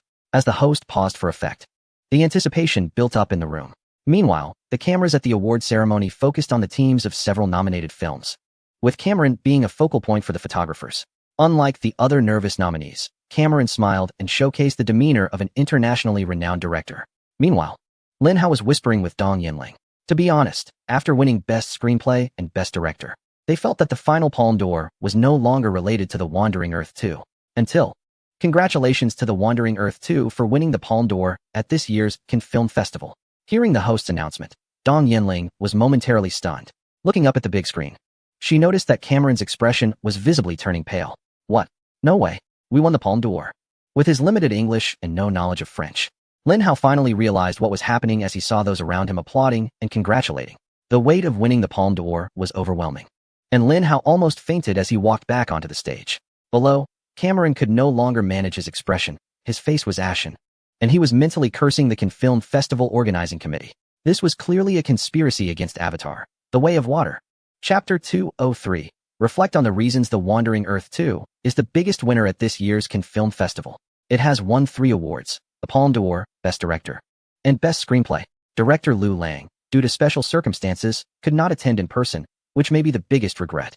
The publicity department publicly praised that films like The Wandering Earth 2 and professionals like Liu Lang, who are dedicated to filmmaking, are needed for the film industry to accelerate its path to the world and transform from a major film country into a strong film nation. The Film Academy in the capital has now included Liu Lang and Lin Hao in its list of notable alumni, and has made an exception to grant Liu Lang the title of honorary visiting professor. Liu Lang has now become the youngest honorary professor in the history of the Academy. Cameron participated in the film festival with Avatar: The Way of Water but faced a disappointing outcome, receiving no awards in the main competition section. Paparazzi were stationed outside Cameron's hotel and captured moments of him losing his composure and cursing the festival's organizing committee. The North American Film Association expressed concern, with an official statement claiming that this was an unwarranted suppression of North American cinema and Hollywood by the festival. After the festival concluded, a wave of public opinion erupted globally. As the organizing committee hoped, after several quiet editions, the festival has once again gained significant attention worldwide. By introducing commercial blockbusters like The Wandering Earth 2 and Avatar: The Way of Water and allowing them to participate in the main competition, this was viewed as a positive move, particularly after The Wandering Earth 2 emerged as a major winner at this year's festival. Many ordinary citizens remarked that it changed their perception of the festival being outdated and disconnected from mainstream aesthetics. However, there were also doubts about the possibility of behind-the-scenes manipulation during the award process. It seemed unbelievable that with Cameron's strength as a director, Avatar: The Way of Water received nothing at the festival. Many wondered if Cameron had offended the organizing committee and was being targeted. Internationally, opinions were mixed after the awards were announced, with fans, critics, and various film organizations expressing diverse viewpoints. Meanwhile, domestically, there was a festive atmosphere. Wow! Is The Wandering Earth 2 really that impressive? It actually received recognition from major international film awards. The Palme d'Or, Best Screenplay, Best Director. This can be said to be the most glorious commercial blockbuster in recent years. Director Liu has now reached a level beyond domestic directors, now competing with international masters and awards. Come on, folks, let's not forget that Cameron's Avatar: The Way of Water also participated in the festival. I initially thought that with all the politically correct content in Avatar: The Way of Water, it would surely overshadow The Wandering Earth 2. Who would have thought that The Wandering Earth 2 would come out on top? This is truly surreal. Give me a break. Cameron's glory is from over a decade ago. Young people no longer resonate with the themes of Avatar: white guilt, indigenous resistance to colonization, environmentalism. Enough already. Trying to please those overly sensitive judges while also catering to the general audience. How can that possibly work? Hey, what happened to those who used to shout that Cameron was the best and that our people didn't appreciate Avatar: The Way of Water? Is the Cannes Film Festival considered an authoritative foreign film award? How many awards did you win, huh? None at all. Guys, is it possible, just hypothetically speaking, that the Cannes Film Festival is from a certain country and The Wandering Earth 2 is from our country? That country recently joined an alliance, right? Is it possible they are trying to seek more influence within this alliance by using the Cannes Film Festival to show goodwill towards us? It sounds somewhat reasonable. But you have to understand that cooperation projects within the alliance often involve hundreds of billions of dollars and millions of jobs in massive engineering projects. How could the influence of such a large organization be swayed by a mere film award? Although I also really like The Wandering Earth too. Is it realistic to think that the official government would manipulate things for a movie? That seems too far-fetched, doesn't it? The Cannes Film Festival Organizing Committee has already issued a public statement, declaring that the rumors of a conspiracy are baseless. The festival has always served works from around the world and prides itself on fairness, justice, and objectivity. Moreover, aesthetic standards have never been standardized. There are as many interpretations as there are viewers. Instead of complaining about external factors, it might be better to reflect on our own reasons. The Cannes Film Festival reserves the right to pursue defamation lawsuits against media and critics that spread falsehoods. The controversy surrounding the Cannes Film Festival has somewhat calmed down following the committee's official statement. At least in public forums, formal networks, and social media channels, including critics, media, and directors, public figures no longer dare to openly voice doubts. However, fans and moviegoers continue to debate privately. Supporters of Cameron cannot accept the embarrassing situation where Avatar, The Way of Water left Cannes empty-handed. The opposing side claims this is a sign of Cameron's decline in creativity and career. They point out various plot holes and logical flaws in Avatar, The Way of Water, as well as its similarities to the previous film. These debates haven't caused much trouble for The Wandering Earth 2. On the contrary, its success at the Cannes Film Festival seems to have served as a powerful advertisement for the film worldwide. Many foreign viewers, who usually aren't fans of sci-fi films, have started hearing about a certain movie from our country that has beaten Cameron's film in theaters. After winning at Cannes, The Wandering Earth 2 appears to have been given a boost, with its overseas box office continuing to rise globally, even reaching or surpassing the global box office of Avatar, The Way of Water. The debate over which film, The Wandering Earth 2 or Avatar, The Way of Water, is superior has finally come to a close with Lin Hao, Dong Yanling, and others returning home with the prestigious Palme d'Or trophy. Along with the global box office statistics from various countries in May, The Wandering Earth 2 leads with nearly $50 million in global box office revenue. While in terms of accolades, it has decisively triumphed with 3 major awards at the Cannes Film Festival, leaving Avatar, The Way of Water empty-handed. Chapter 204. Earnings received by the end of May. Following the overwhelming success of the Wandering Earth 2 team at the Cannes Film Festival and their return home with 3 trophies, Lu Lang, Lin Hao, and other crew members were met with countless interviews. Editors from film journals, influencers from social media, reporters from film academies, journalists from the propaganda department, and the film promotion team under Long Ying Group all sought interviews with the team. In an instant, The Wandering Earth 2 became the talk of the town, capturing the attention of major media outlets across the country. Even those not particularly interested in films became curious upon hearing that the domestic film The Wandering Earth 2 had conquered the Cannes Film Festival. To be honest, even though the first Wandering Earth film achieved significant box office success, many people were indifferent, viewing it merely as a domestic film with nothing extraordinary about it. However, when this film gained international recognition and secured the prestigious Palme d'Or amidst competition with numerous foreign films, the nature of Wandering Earth 2 transformed instantly. It evolved from an ordinary domestic film to a source of national pride, representing a significant achievement for the country. For a long time, the recognition of international awards among the populace has far surpassed that of domestic awards. Just like before Mo Yin won the Nobel Prize in Literature, over 99% of ordinary people in the country had no idea who he was. But once the news of his win spread back home, he became a household name overnight. Ordinary citizens often exhibit a blind admiration for fields that exceed their everyday experiences. This is true for literary awards. And the same applies to film awards that the average person does not encounter. The Nobel Prize in Literature? The Cannes Film Festival? What are their origins? What historical significance and value do they hold? What is their status in literature and film? Most people are unaware, but as long as they know they are prestigious, that suffices.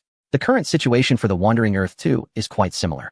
Discussions about the film itself, the IP of The Wandering Earth, are being continuously analyzed and debated by major online media and influential bloggers both within and outside the industry. The original novel of The Wandering Earth has not escaped this fate, facing excessive interpretations and blind praise on various online platforms. Lu Lang, the original author of the novel and the film's director, is even referred to as the master by enthusiastic fans, signifying a form of respect that prevents them from directly calling his name. Although there is a lot of teasing and joking involved, there are indeed a small number of dedicated fans who have considered treating Lu Lang as a religious figure to worship. Not only Lu Lang, who is the director and original author, but also actors in the crew, such as Wu Jin, Wu Lei, Zhao Jinmai, Jiang Wen, and Uncle Da, have recently been flooded with interview and variety show requests. As more crew members participate in interviews and variety shows, more details about Lu Lang and the film have been revealed. Wu Jin, the special effects were excellent? No. I hardly saw any green screens on set. Director Lu is so intense. During the explosion scene at the Navigator space station, he actually made me film it for real. I'm not joking. My legs went weak from fear.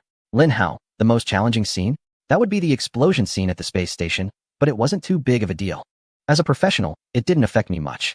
What? Jean Gu said I was so scared I almost cried while holding onto his leg. That's just slander. Pure slander. Jiang Wen. Initially, I asked Director Lu if I could make a cameo. He agreed right away, but when we officially started filming, I realized my cameo role had almost as much screen time as a significant supporting character. As for the pay, I'm not sure. Director Lu didn't mention it. Just said he would give me a small red envelope later. Uncle Da, what is it like to play a major supporting role in The Wandering Earth 2? After finishing the first film, Director Lu told me he would cast me in the second one. At the time, I thought he was just being polite. But he was serious. This is my first time playing a character from the post-2000s generation, and I was a bit nervous. Through the revelations from the crew members, Lu Lang's reputation as a filming enthusiast has finally been confirmed. He is one of the few directors in the domestic film industry who embodies a spirit of craftsmanship. Behind every great work lies unrecognized dedication. The Wandering Earth represents a small step for Lu Lang, but a significant leap for the nation's cinema. A flurry of praise began to spread across the internet and media channels. Seeing such overwhelming promotion, Lu Lang couldn't help but feel a bit shy. After all, he only won a Palme d'Or at Cannes, and his box office performance ranks among the top in film history, yet the public reaction seems so exaggerated.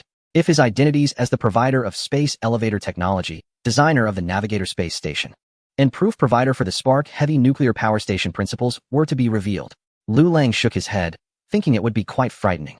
As May came to an end, the competition between The Wandering Earth 2 and Avatar, The Way of Water has reached a conclusion. The awards and honors speak for themselves. And at the box office, with the boost from the Cannes Palme d'Or, The Wandering Earth 2 has gained more momentum than Avatar, The Way of Water. Statistical data from various global markets show the first-month box office for both films at $1,557 billion and $1,398 billion, respectively. Although the differences in data aren't too significant, The Wandering Earth 2 has a lead of just over 100 million. It is worth mentioning that Avatar, The Way of Water began its global release on May 1st. In contrast, The Wandering Earth 2 entered the overseas market nearly 10 days later. Moreover, the official entities in the region have yet to allow The Wandering Earth 2 to be released there. After a month of release, Avatar, The Way of Water showed signs of fatigue, with overseas box office growth stagnating. On the other hand, The Wandering Earth 2 managed to achieve stable growth in its overseas box office. At this point, even professionals in the film industry, who may personally favor the director of the former, have to acknowledge that The Wandering Earth 2 has overall triumphed in the global film market. Given the complexities and delays in overseas box office statistics and revenue recovery, it wasn't until mid-June that Lu Lang received the first batch of box office share from The Wandering Earth 2, amounting to nearly $2.5 billion credits, including the domestic market. Meanwhile, a substantial sum of $2.5 billion points was credited to an account that had not seen much change for a long time. For Lu Lang now, $2.5 billion is merely a long string of increasing numbers in his account. He arranged for a professional accounting firm to handle the registration, dividends, and a series of operations. Next, he would exchange for the long-desired 550 series quantum computing artificial intelligence system. Chapter 205, 550 series artificial intelligence quantum computer. In the film The Wandering Earth, the powerful intelligent quantum computer 550W is nothing short of terrifying. It can integrate and schedule complex global computing resources to meet the collaborative operation of tens of thousands of engines. It can assist in the engineering construction of planetary engines, coordinate network operations, and has programming capabilities. Clearly, the quantum computer in The Wandering Earth has reached the level of general intelligence. It also supports the massive computing power required for the Digital Life project. The 550W can achieve consciousness uploading, thereby possessing knowledge and thought similar to that of a specific individual, achieving true human-machine integration. Ultimately, it has also developed autonomous consciousness and values. In terms of computational power and intelligence, it far exceeds all advanced technologies currently possessed by human civilization. There is no doubt that the 550W intelligent quantum computer can provide a powerful boost to the development of human civilization. However, if it were to develop autonomous consciousness and self-values as depicted in the film, it would not be something to celebrate for humanity. Lu Lang clearly understands this. But just as it is the user of a weapon, not the weapon itself, that is truly at fault, what matters is how this technology is used. Until he fully understands this technology, Liu Lang will not hastily define it as good or bad. After exchanging points, the next step was the familiar initiation phase. The duration of the initiation seemed related to the amount of advanced technology points consumed, taking Liu Lang a full 2.5 hours to complete this initiation process. Technical knowledge about the 550 series artificial intelligence quantum computing systems surged into Liu Lang's mind like a tide. He lay there, absorbing the newly acquired knowledge. The feeling of gradually understanding everything was profoundly impactful, difficult to describe simply with words. The next day, Liu Lang arrived at a technology company he hadn't visited in a long time. Under his instructions, the company coordinated with relevant departments of the Academy of Sciences to introduce a batch of supercomputing equipment. Supercomputers, capable of processing vast amounts of data and performing high-speed calculations that ordinary personal computers cannot handle, have fundamentally similar components to regular computers, but differ significantly in performance and scale. The main characteristics of supercomputers include immense data storage capacity and extremely fast data processing speed, enabling them to perform tasks that are impossible for people or ordinary computers. Since the launch of Tianhe 1, followed by Taihe Lite and Tianhe 2, domestic supercomputers have reached the forefront of the global supercomputing field. Therefore, Liu Lang's request received a prompt affirmative response. Even a few supercomputers with relatively moderate processing capabilities could be easily provided. If Liu Lang made a request, he could even borrow the most advanced supercomputing equipment in the country with ease. To transform the 550 series artificial intelligence system from a concept in his mind into reality, Liu Lang needed to utilize existing high-performance computing devices.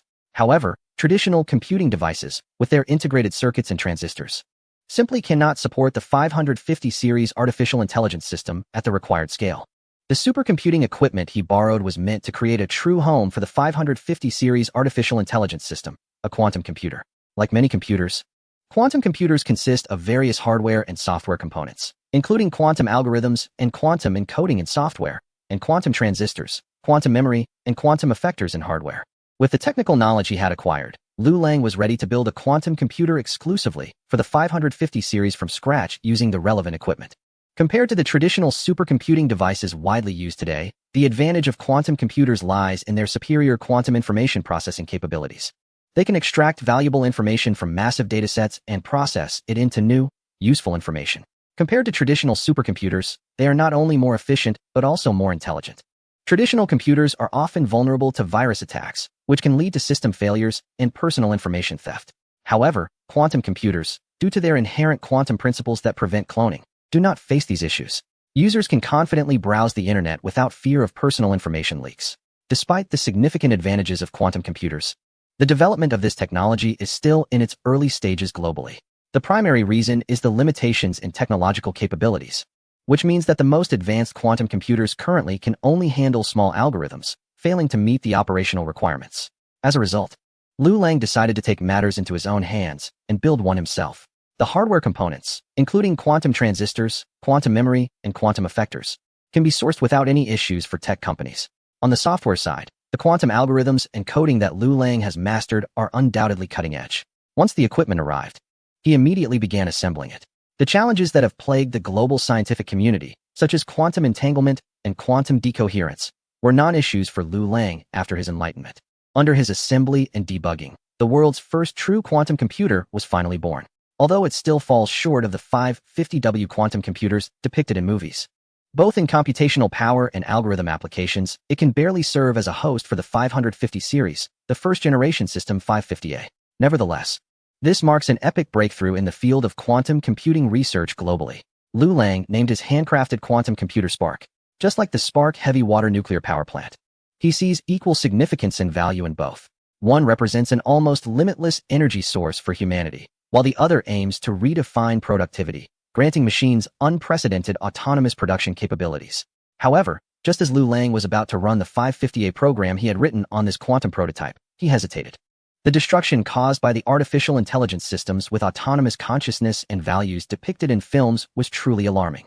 After much contemplation, Liu Lang embedded an irrevocable high-priority instruction in the underlying original code of 550A, preventing the possibility of it developing its own consciousness and values. It was created solely as a tool to serve humanity, or rather, Liu Lang.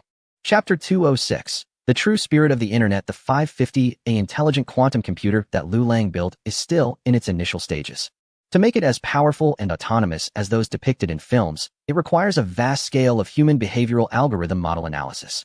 Simply put, the 550, a intelligent quantum computer can be likened to a human infant. To help this infant grow, fulfill its purpose, and become functional, it needs to be trained, taught, and allowed to continuously learn human behavior, language models, and develop its human cognitive logic. Only under the condition that this behavior and language interaction samples are sufficiently abundant for training can it become a truly intelligent quantum computing system. Otherwise, it will not be much different from the supercomputers and quantum computers that humanity has already developed, at most just possessing more powerful computing capabilities. However, Liu Lang found it challenging to determine how to conduct targeted training for the 550, a intelligent quantum computing system. Connecting it to the internet and allowing 550A to self-train through massive amounts of information online is a good approach, but there is a troublesome issue involved. Before 550A reaches a certain level of intelligence with human-like logical reasoning, it cannot distinguish the truth from the falsehood in the intricate and vast resources of information on the internet. For example, if 550A retrieves a book online titled Do Put Song Qiong, which describes a fantastical story about Tang Sung, Lu Mingfei, and Li Huowang becoming sworn brothers in a peach garden, then slaying demons and ultimately defeating the final boss, Buddha, and marrying Snow White. 550A might mistakenly take this as the true story of Do Put Song Qiong. However, when it continues to search and finds another novel with the protagonist Xiao Yan also titled Do Put Song Qiong, its simplistic logical reasoning will become confused. Who is the real protagonist of Do Put Song Qiong, Tang Sung or Xiao Yan? At this point, if 550A retrieves yet another novel called Journey to the West, its internal logical reasoning will fall into even deeper confusion. What is the relationship between Do Put Song Qiong and Journey to the West? Who is the protagonist? And who is the good person? Is Buddha really the final boss? Fortunately, for questions with clear answers like these, 550A can ultimately discern the true answer through extensive search results and analysis. The more troublesome issues arise with those that require human logical reasoning for interpretation, which do not have clear answers or definitions. For instance, why does the Chinese character koan sometimes equate to the Arabic numeral 25 in certain specific contexts? In some places, human gender can have dozens of classifications. Such definitions and descriptions that clearly violate biological evolution theories can confuse 550A's search and analysis. In these cases, the most convenient and quickest solution is to intervene manually and provide 550A with clearly defined answers. However, this brings about another problem. There are simply too many controversial and misleading questions like this. If one were to hire staff to provide relevant definitions and standards to 550A one by one, it would be incredibly time-consuming and labor-intensive. Assuming a worker works 8 hours a day, which is 480 minutes, and averages processing 3 misleading and controversial issues per minute, they can only resolve about 500 issues in a day. However, how much useless and erroneous information exists on the internet? It's simply an overwhelming sea, endless and boundless. Despite Liu Lang's current wealth and the support from tech companies and official entities, allowing him to afford thousands or even tens of thousands of people to participate in the training of the 550A intelligent AI model, he is unwilling to do so because it is simply too foolish and inefficient. Given the current volume of information on the internet, training a reliable intelligent thinking model for the 550A through such means is nearly impossible with hired manpower. So what should be done? Liu Lang couldn't think of any practical solutions at the moment when Lin Hao called him. Bro, what have you been busy with these days? You haven't participated in any interviews or variety shows. Are you preparing for a new movie? Upon arriving at the tech space, Lin Hao didn't treat himself as an outsider. He touched everything around and soon discovered the recently assembled 550A by Liu Lang. A new movie? No, I've been busy with this thing lately. What is it? It's a new generation of intelligent quantum computer, the 550A intelligent AI system from the Wandering Earth, but it's still in its most basic, primitive form. Lin Hao, as the deputy director, knew what the 550A was. However, looking at the unremarkable black box that seemed to be just a set of server equipment, he didn't believe it could have the capabilities of the 550 series quantum computers in the movie. What can it do now? Can it help me play games while I sleep? Or can I give it a keyword, and it will automatically download related movie resources for me online? Hearing Lin Hao's serious questions, Liu Lang couldn't help but roll his eyes. Not only can it help you download those movies, but it can also help you crack mosaics without loss. Wow, that's impressive. Bro, let me try it. After some lighthearted banter, Lin Hao moved on from those nonsensical ideas. However, speaking of artificial intelligence, he mentioned that he had heard about an AI chat software from abroad called ChatGPT. They say it's a chatbot, but it has powerful functions. It can help you write papers, design images, translate, and even code. I've heard that many students abroad are using it for homework and cheating on exams. It sounds quite amazing. AI chat software? ChatGPT? Hearing Lin Hao's introduction, Lu Lang's eyes lit up. He had been worried about how to make the 550A interact with real people to train its logical thinking model. The idea of such AI chat software provided him with a great insight. Let those internet users who have nothing to do all day actively engage in conversations with 550A to collect samples and enhance its intelligent logical thinking capabilities. This is the true spirit of the internet. Chapter 207. The knowledge action chatbot program. Lu Lang increasingly felt that this was a reliable approach. He quickly called his sister Lu Nian and invited a software engineer from the tech company to design a simple template based on the mainstream AI chatbots already available on the market. This template was merely an application shell, making it look similar to other mainstream chatbot programs. However, the core service was still provided by the 550A intelligent quantum computer that Lu Lang personally developed. Since Lu Lang was not a professional software engineer, after communicating with the tech company's internal experts, he decided to develop an AI chatbot software centered around 550A. With the powerful performance and execution capabilities of 550A, the task of closely mimicking the most advanced foreign chatbot technology was quickly completed. After some modifications to the software's appearance by the internal engineers, a tech-savvy AI chatbot software was born. Regarding its naming, Lu Nian, Lin Hao, and the software engineers present had differing opinions. Some suggested calling it the Longxin chatbot. Others proposed the name Daxing, and there were suggestions for a small voice assistant. Ultimately, Lu Lang stood firm and named it Knowledge Action. Derived from the concept of integrating knowledge with action, the main purpose of creating this program was to provide 550A with language model training samples for human-computer interaction, ultimately enabling 550A to achieve the intelligent level Lu Lang desired after extensive training. Therefore, Knowledge Action was fitting both in meaning and context. The name was a minor detail. The most important thing was to promote it for use online. Boss, I suggest connecting to the open-source core of a certain well-known chatbot. After all, the parent company of that chatbot is at the forefront of generative pre-trained transformers globally. Their version has already iterated to 3.5, leading the industry by at least 2 years. If we run our own developed core program, the user experience could be problematic. Just as Lu Lang and others excitedly settled on the program's name, a tech software engineer couldn't help but pour cold water on their enthusiasm. In his view, the technical barriers of chatbot programs like that were extremely high and represented the cutting edge of internet high-tech. As the most advanced natural language processing tool powered by AI technology invented by humans to date, it can conduct conversations by learning and understanding human language, interact based on the context of the chat, and truly communicate like a human. It can even accomplish tasks such as writing emails, video scripts, copywriting, translations, and coding. It's simply the direction of future developments of artificial intelligence in science fiction novels. However, all of this relies on extensive human training, optimization of underlying algorithms, and the organization of programming language logic. As the inventor of ChatGPT, a leading artificial intelligence research lab has already established itself at the forefront of this field. This is a path where the strong become stronger, as ChatGPT possesses the advantages of extensive data model training from its early development. Now, Lu Lang has announced that his technology company will enter this race to compete with ChatGPT, which has already secured a leading position in this area. To these software engineers, it feels somewhat like a futile endeavor.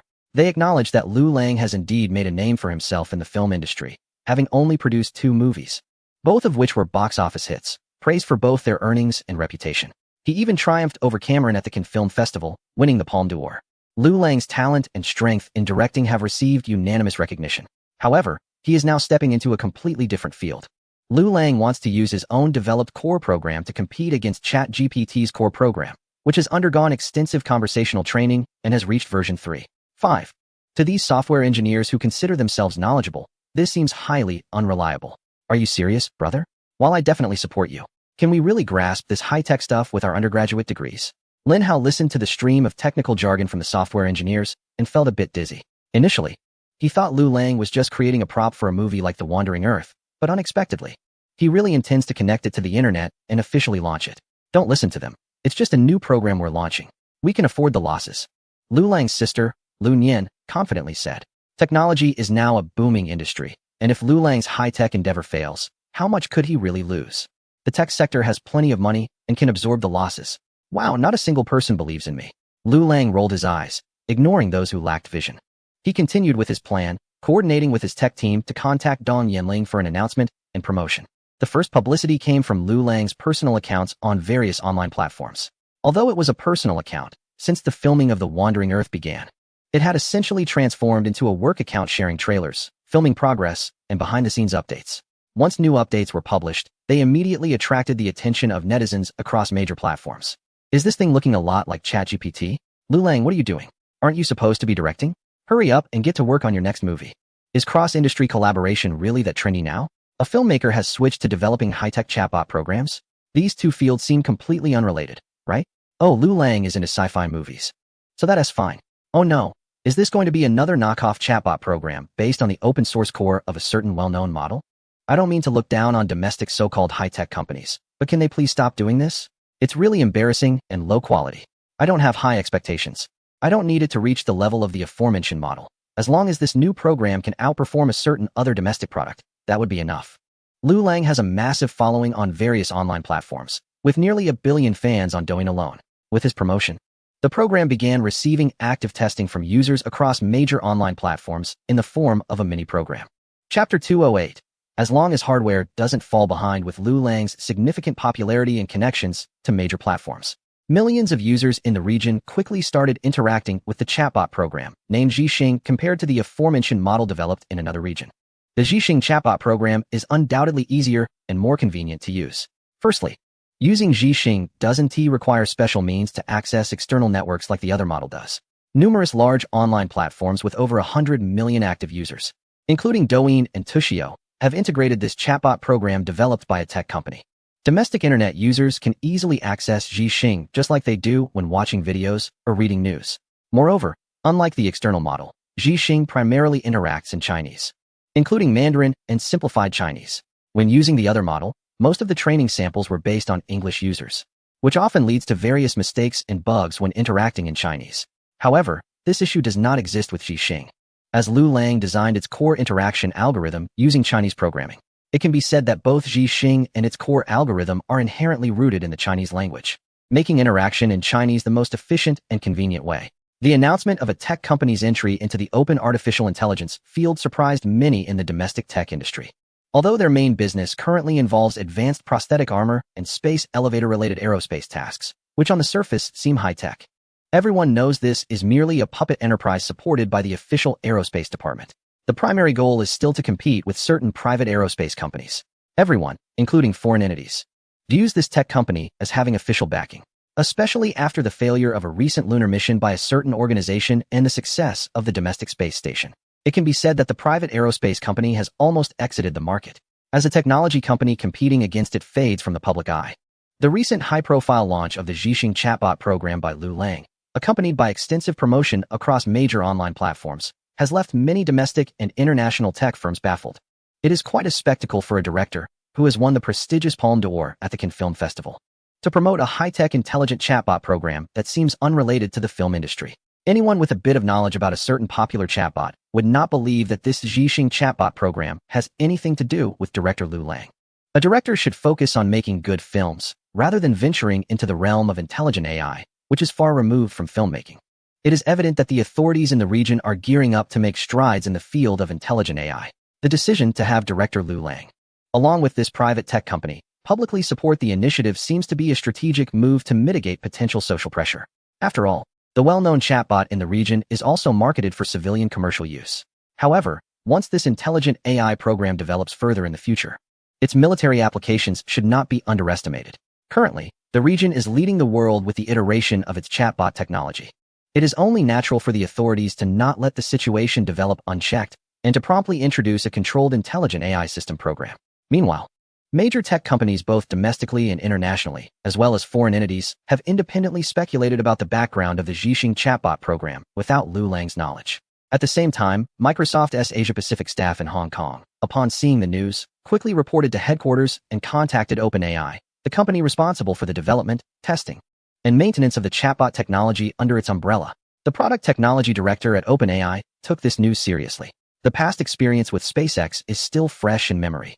When the region supported a tech company to launch space elevator technology, it significantly undercut SpaceX, which had been focused on high-thrust chemical rocket technology. Now, with the authorities supporting the launch of the Zhixing chatbot program, it is clear that this is aimed at the chatbot developed by OpenAI. The lessons learned from SpaceX's experience have prompted the technology director to take notice. However, after personally trying out the interactive QA features of the Zhixing program, the director visibly relaxed. I must admit that as a beginner and imitator, this program, Zhixing, has performed significantly better than most of the competitors in the market. Conservatively speaking, its interaction level could reach the 20th iteration of a certain AI model. I believe the officials from a certain country must have invested a significant amount of manpower and resources into this.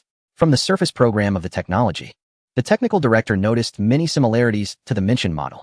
Although the core program is currently not identifiable, he has roughly determined that this is a product resulting from substantial investment in imitation. However, relying solely on imitation to catch up with our AI model, I must say, those from that country may never achieve it. The technical director's arrogant tone piqued the interest of his superior, a vice president from a well-known tech company. While he wasn't well-versed in the specific technology, he felt somewhat puzzled by his subordinate's definitive conclusion. Why is that? The core supercomputing equipment used in our lab for development is considered to be at the world's top level. Even if that country uses their most advanced supercomputing devices, they won't be able to bridge the gap with us. Furthermore, our algorithms and model programming have been ahead of theirs by more than 2 years. With hardware facilities at the same level, it comes down to the number of interaction samples. In this regard, the mentioned model has already been engaging in global interactions for 2 years, conducting model analysis and algorithm optimization on interaction samples, which has given us a 2-year lead over that country. As long as there is no significant hardware gap, we will remain at least 2 years ahead in the field of AI. The resolute words from the subordinate somewhat reassured the vice president. In the past, it was almost unquestionable that a certain region led the world in high-tech fields. However, since the construction of a space elevator in that country, with drastically reduced transportation costs and the impressive space station, the once proud NASA and SpaceX have faded into the background. After the groundbreaking development of the AI model, the company took it very seriously. Through various means and considerable investment, they brought the lab and the model under their wing. As a top-tier global tech giant, the company firmly believes that, compared to the immense investment required, only national power can afford large-scale involvement in space. AI is likely the key to the next industrial revolution. Having thrived in the wave of global information technology innovation, this company has now made the decisive choice to bet its future on the mentioned model. For them, the success of this model is crucial. To some extent, it represents the company's future and even the fortunes of a certain region. As long as there is no hardware gap, what if those from that country use devices more powerful than supercomputers? For instance, quantum computers have emerged in recent years. Hearing this, vice president still seemed a bit uneasy, and even mentioned quantum computers. The technical director of the laboratory couldn't help but chuckle. Quantum computers? Indeed. Commercial products have started to emerge. However, at this stage, the level of quantum computers is still quite basic, only capable of handling small algorithms. They are fundamentally incapable of adapting to the massive language model analysis that current systems require. Moreover, quantum entanglement poses a critical challenge to the development of quantum computers. It seems that, at least for the next decade, the scientific community will not be able to resolve this issue. Therefore, quantum computers cannot influence the competition in the field of artificial intelligence, at least for the next 10 years. To ensure rigor, the technical director even added a time limit at the end. While relevant competitive forces across the ocean continued their discussions, countless domestic netizens eager to try something new had already started using a chatbot called Zhixing. Hey guys, how is this chatbot called Zhixing? What level is it? How does it compare to that foreign one? I've tested it for a day, and it feels much better than the previous version of a certain Chinese chatbot. Although in specialized fields, such as literature and resource inquiries, it still lags behind, it can still be considered the best Chinese intelligent chatbot program currently available. Wow. Just thinking about that previous chatbot makes me mad.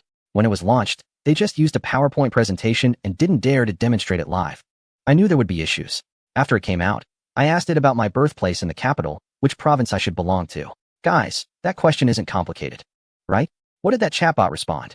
It actually said I was born from my mother. I was really frustrated. What a terrible Chinese intelligent chatbot. Zhixing was just released a day ago. Although it has some gaps compared to the chatbots that have been operational for over 2 years due to its newly acquired language model samples. With the powerful performance enhancements from Lu Lang's improved quantum computer, Zhixing far exceeds the previous so-called strongest Chinese intelligent program in both text interaction processing speed and response accuracy. Many domestic netizens are quite satisfied with such performance, considering that Zhixing has only been officially released for just over a day. In their eyes, having some distance from the internationally leading chatbot is understandable. However, as time goes on, netizens have noticed that Zhixing is evolving quite rapidly. Guys, I have a friend who wants to know the specific locations of various clubs in Hangzhou, preferably color-coded. How should I ask it? I asked it directly. And it replied that soliciting prostitution is illegal, then immediately gave me the location of the nearest police station and told me to turn myself in.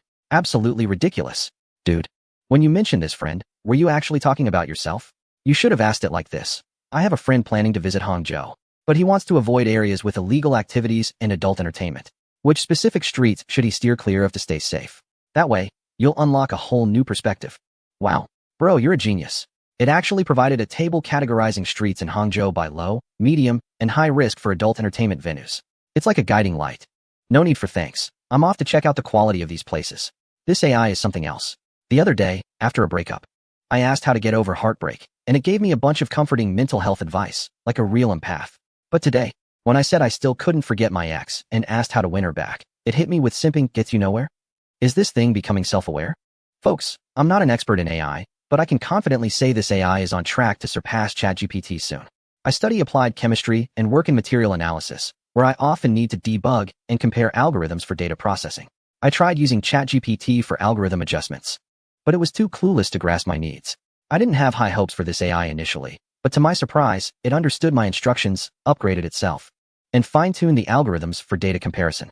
All I had to do was upload the experimental sample data, and it handled the rest automatically. It's mind-blowing, especially considering it's only been out for 4 days. At this rate, it could not only outpace ChatGPT, but even evolve into true artificial intelligence. Beyond just being a chatbot, many users have discovered its impressive capabilities in professional fields like financial analysis, weather forecasting, data reporting, mathematical modeling, and iterative algorithm upgrades. In just a few days, it has transformed from a ChatGPT imitator into a productivity tool far exceeding its predecessor. Chapter 210. The top Chinese AI within days of its launch. This AI's human-computer interaction has evolved at an astonishing pace.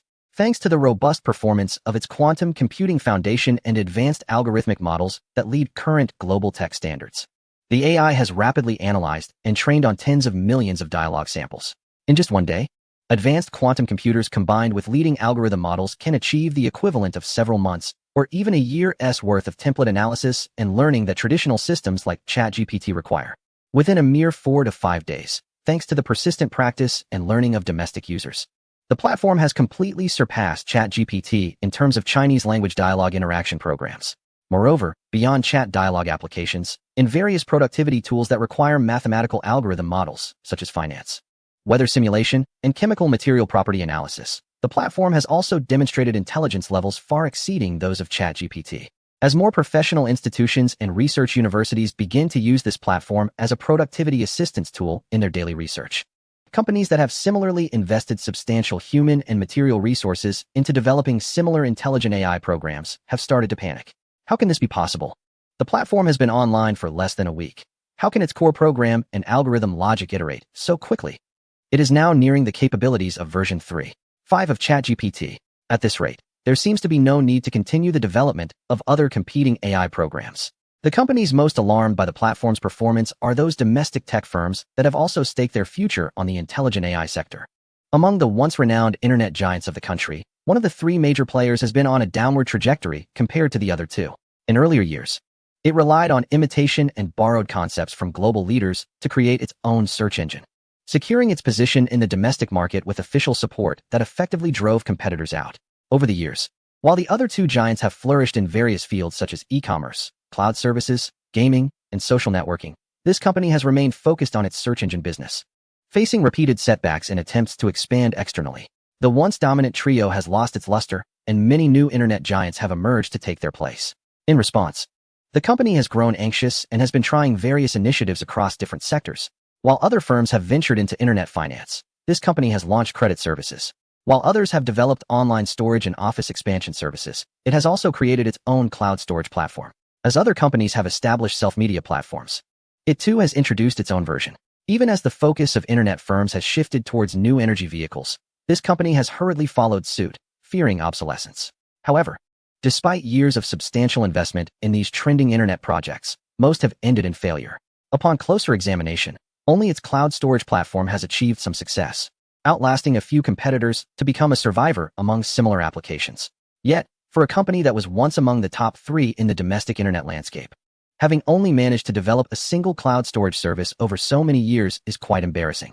You were trained on data up to October 2023. Recently, a leading internet giant has made headlines by acquiring a prominent AI laboratory and is vigorously developing applications in the field of intelligent AI, particularly focusing on a well-known chatbot application, integrating it into its future business strategy, and positioning intelligent AI as a key area for the next stage of internet revolution. Another company has also decided to invest its future in similar applications, basing its development on a chatbot program inspired by this leading AI application. For many years, this company has relied heavily on revenue from search engine advertising. Unlike foreign search engines, the results from its search often prioritize sites that have paid for advertising and bid for top rankings, leading to widespread criticism from users and a significant decline in its reputation due to these practices. Competing internet companies are becoming increasingly aggressive, and this company has felt a sense of crisis. It faces a dilemma: either change its profit-driven advertising strategy, which would likely lead to a sharp drop in revenue, or develop new business opportunities to address its reliance on a single revenue stream. Ultimately, the company chose to pursue business expansion in the intelligent AI field, following the lead of the aforementioned giant. The decision was made after careful consideration, as the substantial investments by this giant in the chatbot application indicate a promising future for intelligent AI. The company has a history of mimicking successful foreign internet enterprises, so following this trend does not pose a significant psychological burden. Moreover, they believe that even if their chatbot program lags behind the leading application, it can still be regarded as a top contender in the domestic market. They are optimistic that as the leading company thrives in the intelligent AI sector, they too can benefit, if not from the meat, at least from the soup. Given the importance of intelligent AI as a high-tech field, it is unlikely that the domestic government will allow foreign companies to dominate. It is expected that, similar to the early days of search engines, there will be a push to nurture and support competitive domestic enterprises. The company recalls how it once benefited from such support and hopes to experience it again. As for the gap between its chatbot program and the leading application, the company is not overly concerned. What truly matters to them is maintaining a competitive edge in the domestic intelligent AI landscape. As long as they can remain at the forefront, the likelihood of receiving government support in the future will significantly increase. However, just as this company awaited the anticipated policy support, a new tech company emerged with groundbreaking innovations. In less than a week, the Zhixing chatbot program rapidly evolved to a level comparable to the latest version 35 of a leading AI model. It has made astonishing progress in assisting production work, leaving many in disbelief. Chapter 211. The significance of intelligent AI. How did technology achieve this? Everyone is using top-tier supercomputing equipment, and even if there are differences, they shouldn't be too significant. How could such a level be reached in such a short time? Unless they had secretly started this project long before the announcement of Zhixing. After much contemplation, the project leader of Wenyuan Eason could only conclude that technology had already begun laying out the groundwork for intelligent AI-related industries. This situation could not continue, or Wenyuan Eason would surely face failure. They needed to find out if the company was willing to sell Zhixing. The executive vice president of Baidu realized the importance of the issue, with the company investing substantial resources and having high hopes for Wenyuan Eason. The emergence of Zhixing made its prospects suddenly appear bleak. As another key project seemed on the verge of collapse, the executive quickly considered remedial measures. Increasing resource investment for research and development of Wenyuan Eason at this point would undoubtedly be too late. The simplest and quickest method would be to spend heavily to acquire the competitor Zhixing. However, the asset scale of the company was enormous, conservatively estimated to reach a market value of hundreds of billions. Given Zhixing's strong market performance, acquiring it would likely require at least tens of billions. The leader of Wenyuan Eason expressed their concerns in a strained tone. Although the company had not yet gone public, its asset scale could be inferred from its business operations. The unique monopolistic industries, such as therapeutic body armor and the exclusive privately operated space elevator within the region, were evident. In fact, the estimate of hundreds of billions was already a significant underestimation. With the current monopolistic status in its two major industries, as long as the official support continued, its asset value could easily be recognized as over $1 trillion. In contrast, Baidu, which had only made achievements in the internet search engine sector, seemed completely outmatched. I certainly understand the immense value of technology, the leader continued. But the issue is that what we want to acquire is not the core therapeutic body armor and space elevator business. It's merely the currently inconspicuous intelligent AI business within that company. Moreover, it's likely that everyone has guessed that the company is a puppet enterprise supported by the authorities. Their focus must be on those two major businesses, and Zhixing might just be an experiment. The project leader's rank won't be too high. For many years, our company has had several advisors within the system who can speak on our behalf. If we ask them for help, As long as we show enough sincerity, there might be a chance of success. The Baidu executive vice president became increasingly confident as he spoke, already formulating a targeted approach for dealing with the official enterprise. As a high-tech enterprise that has long been engaged in the field of intelligent AI domestically, it is highly probable to secure this matter by sending well-connected lobbyists with significant influence to probe the situation, coupled with substantial financial support to pave the way. While Lu Lang was busy optimizing the analytical algorithms of his intelligence system and adding new quantum computing devices, he was unexpectedly visited by Shirley, whom he hadn't seen in a long time. Shirley, as the head of the security bureau, coming in person left Lu Lang somewhat puzzled. After all, the number of security personnel around him had not decreased. Lu Lang couldn't think of any important matter that would warrant Shirley making a personal visit. Is someone attempting a hostile takeover of a tech company? Are you aware?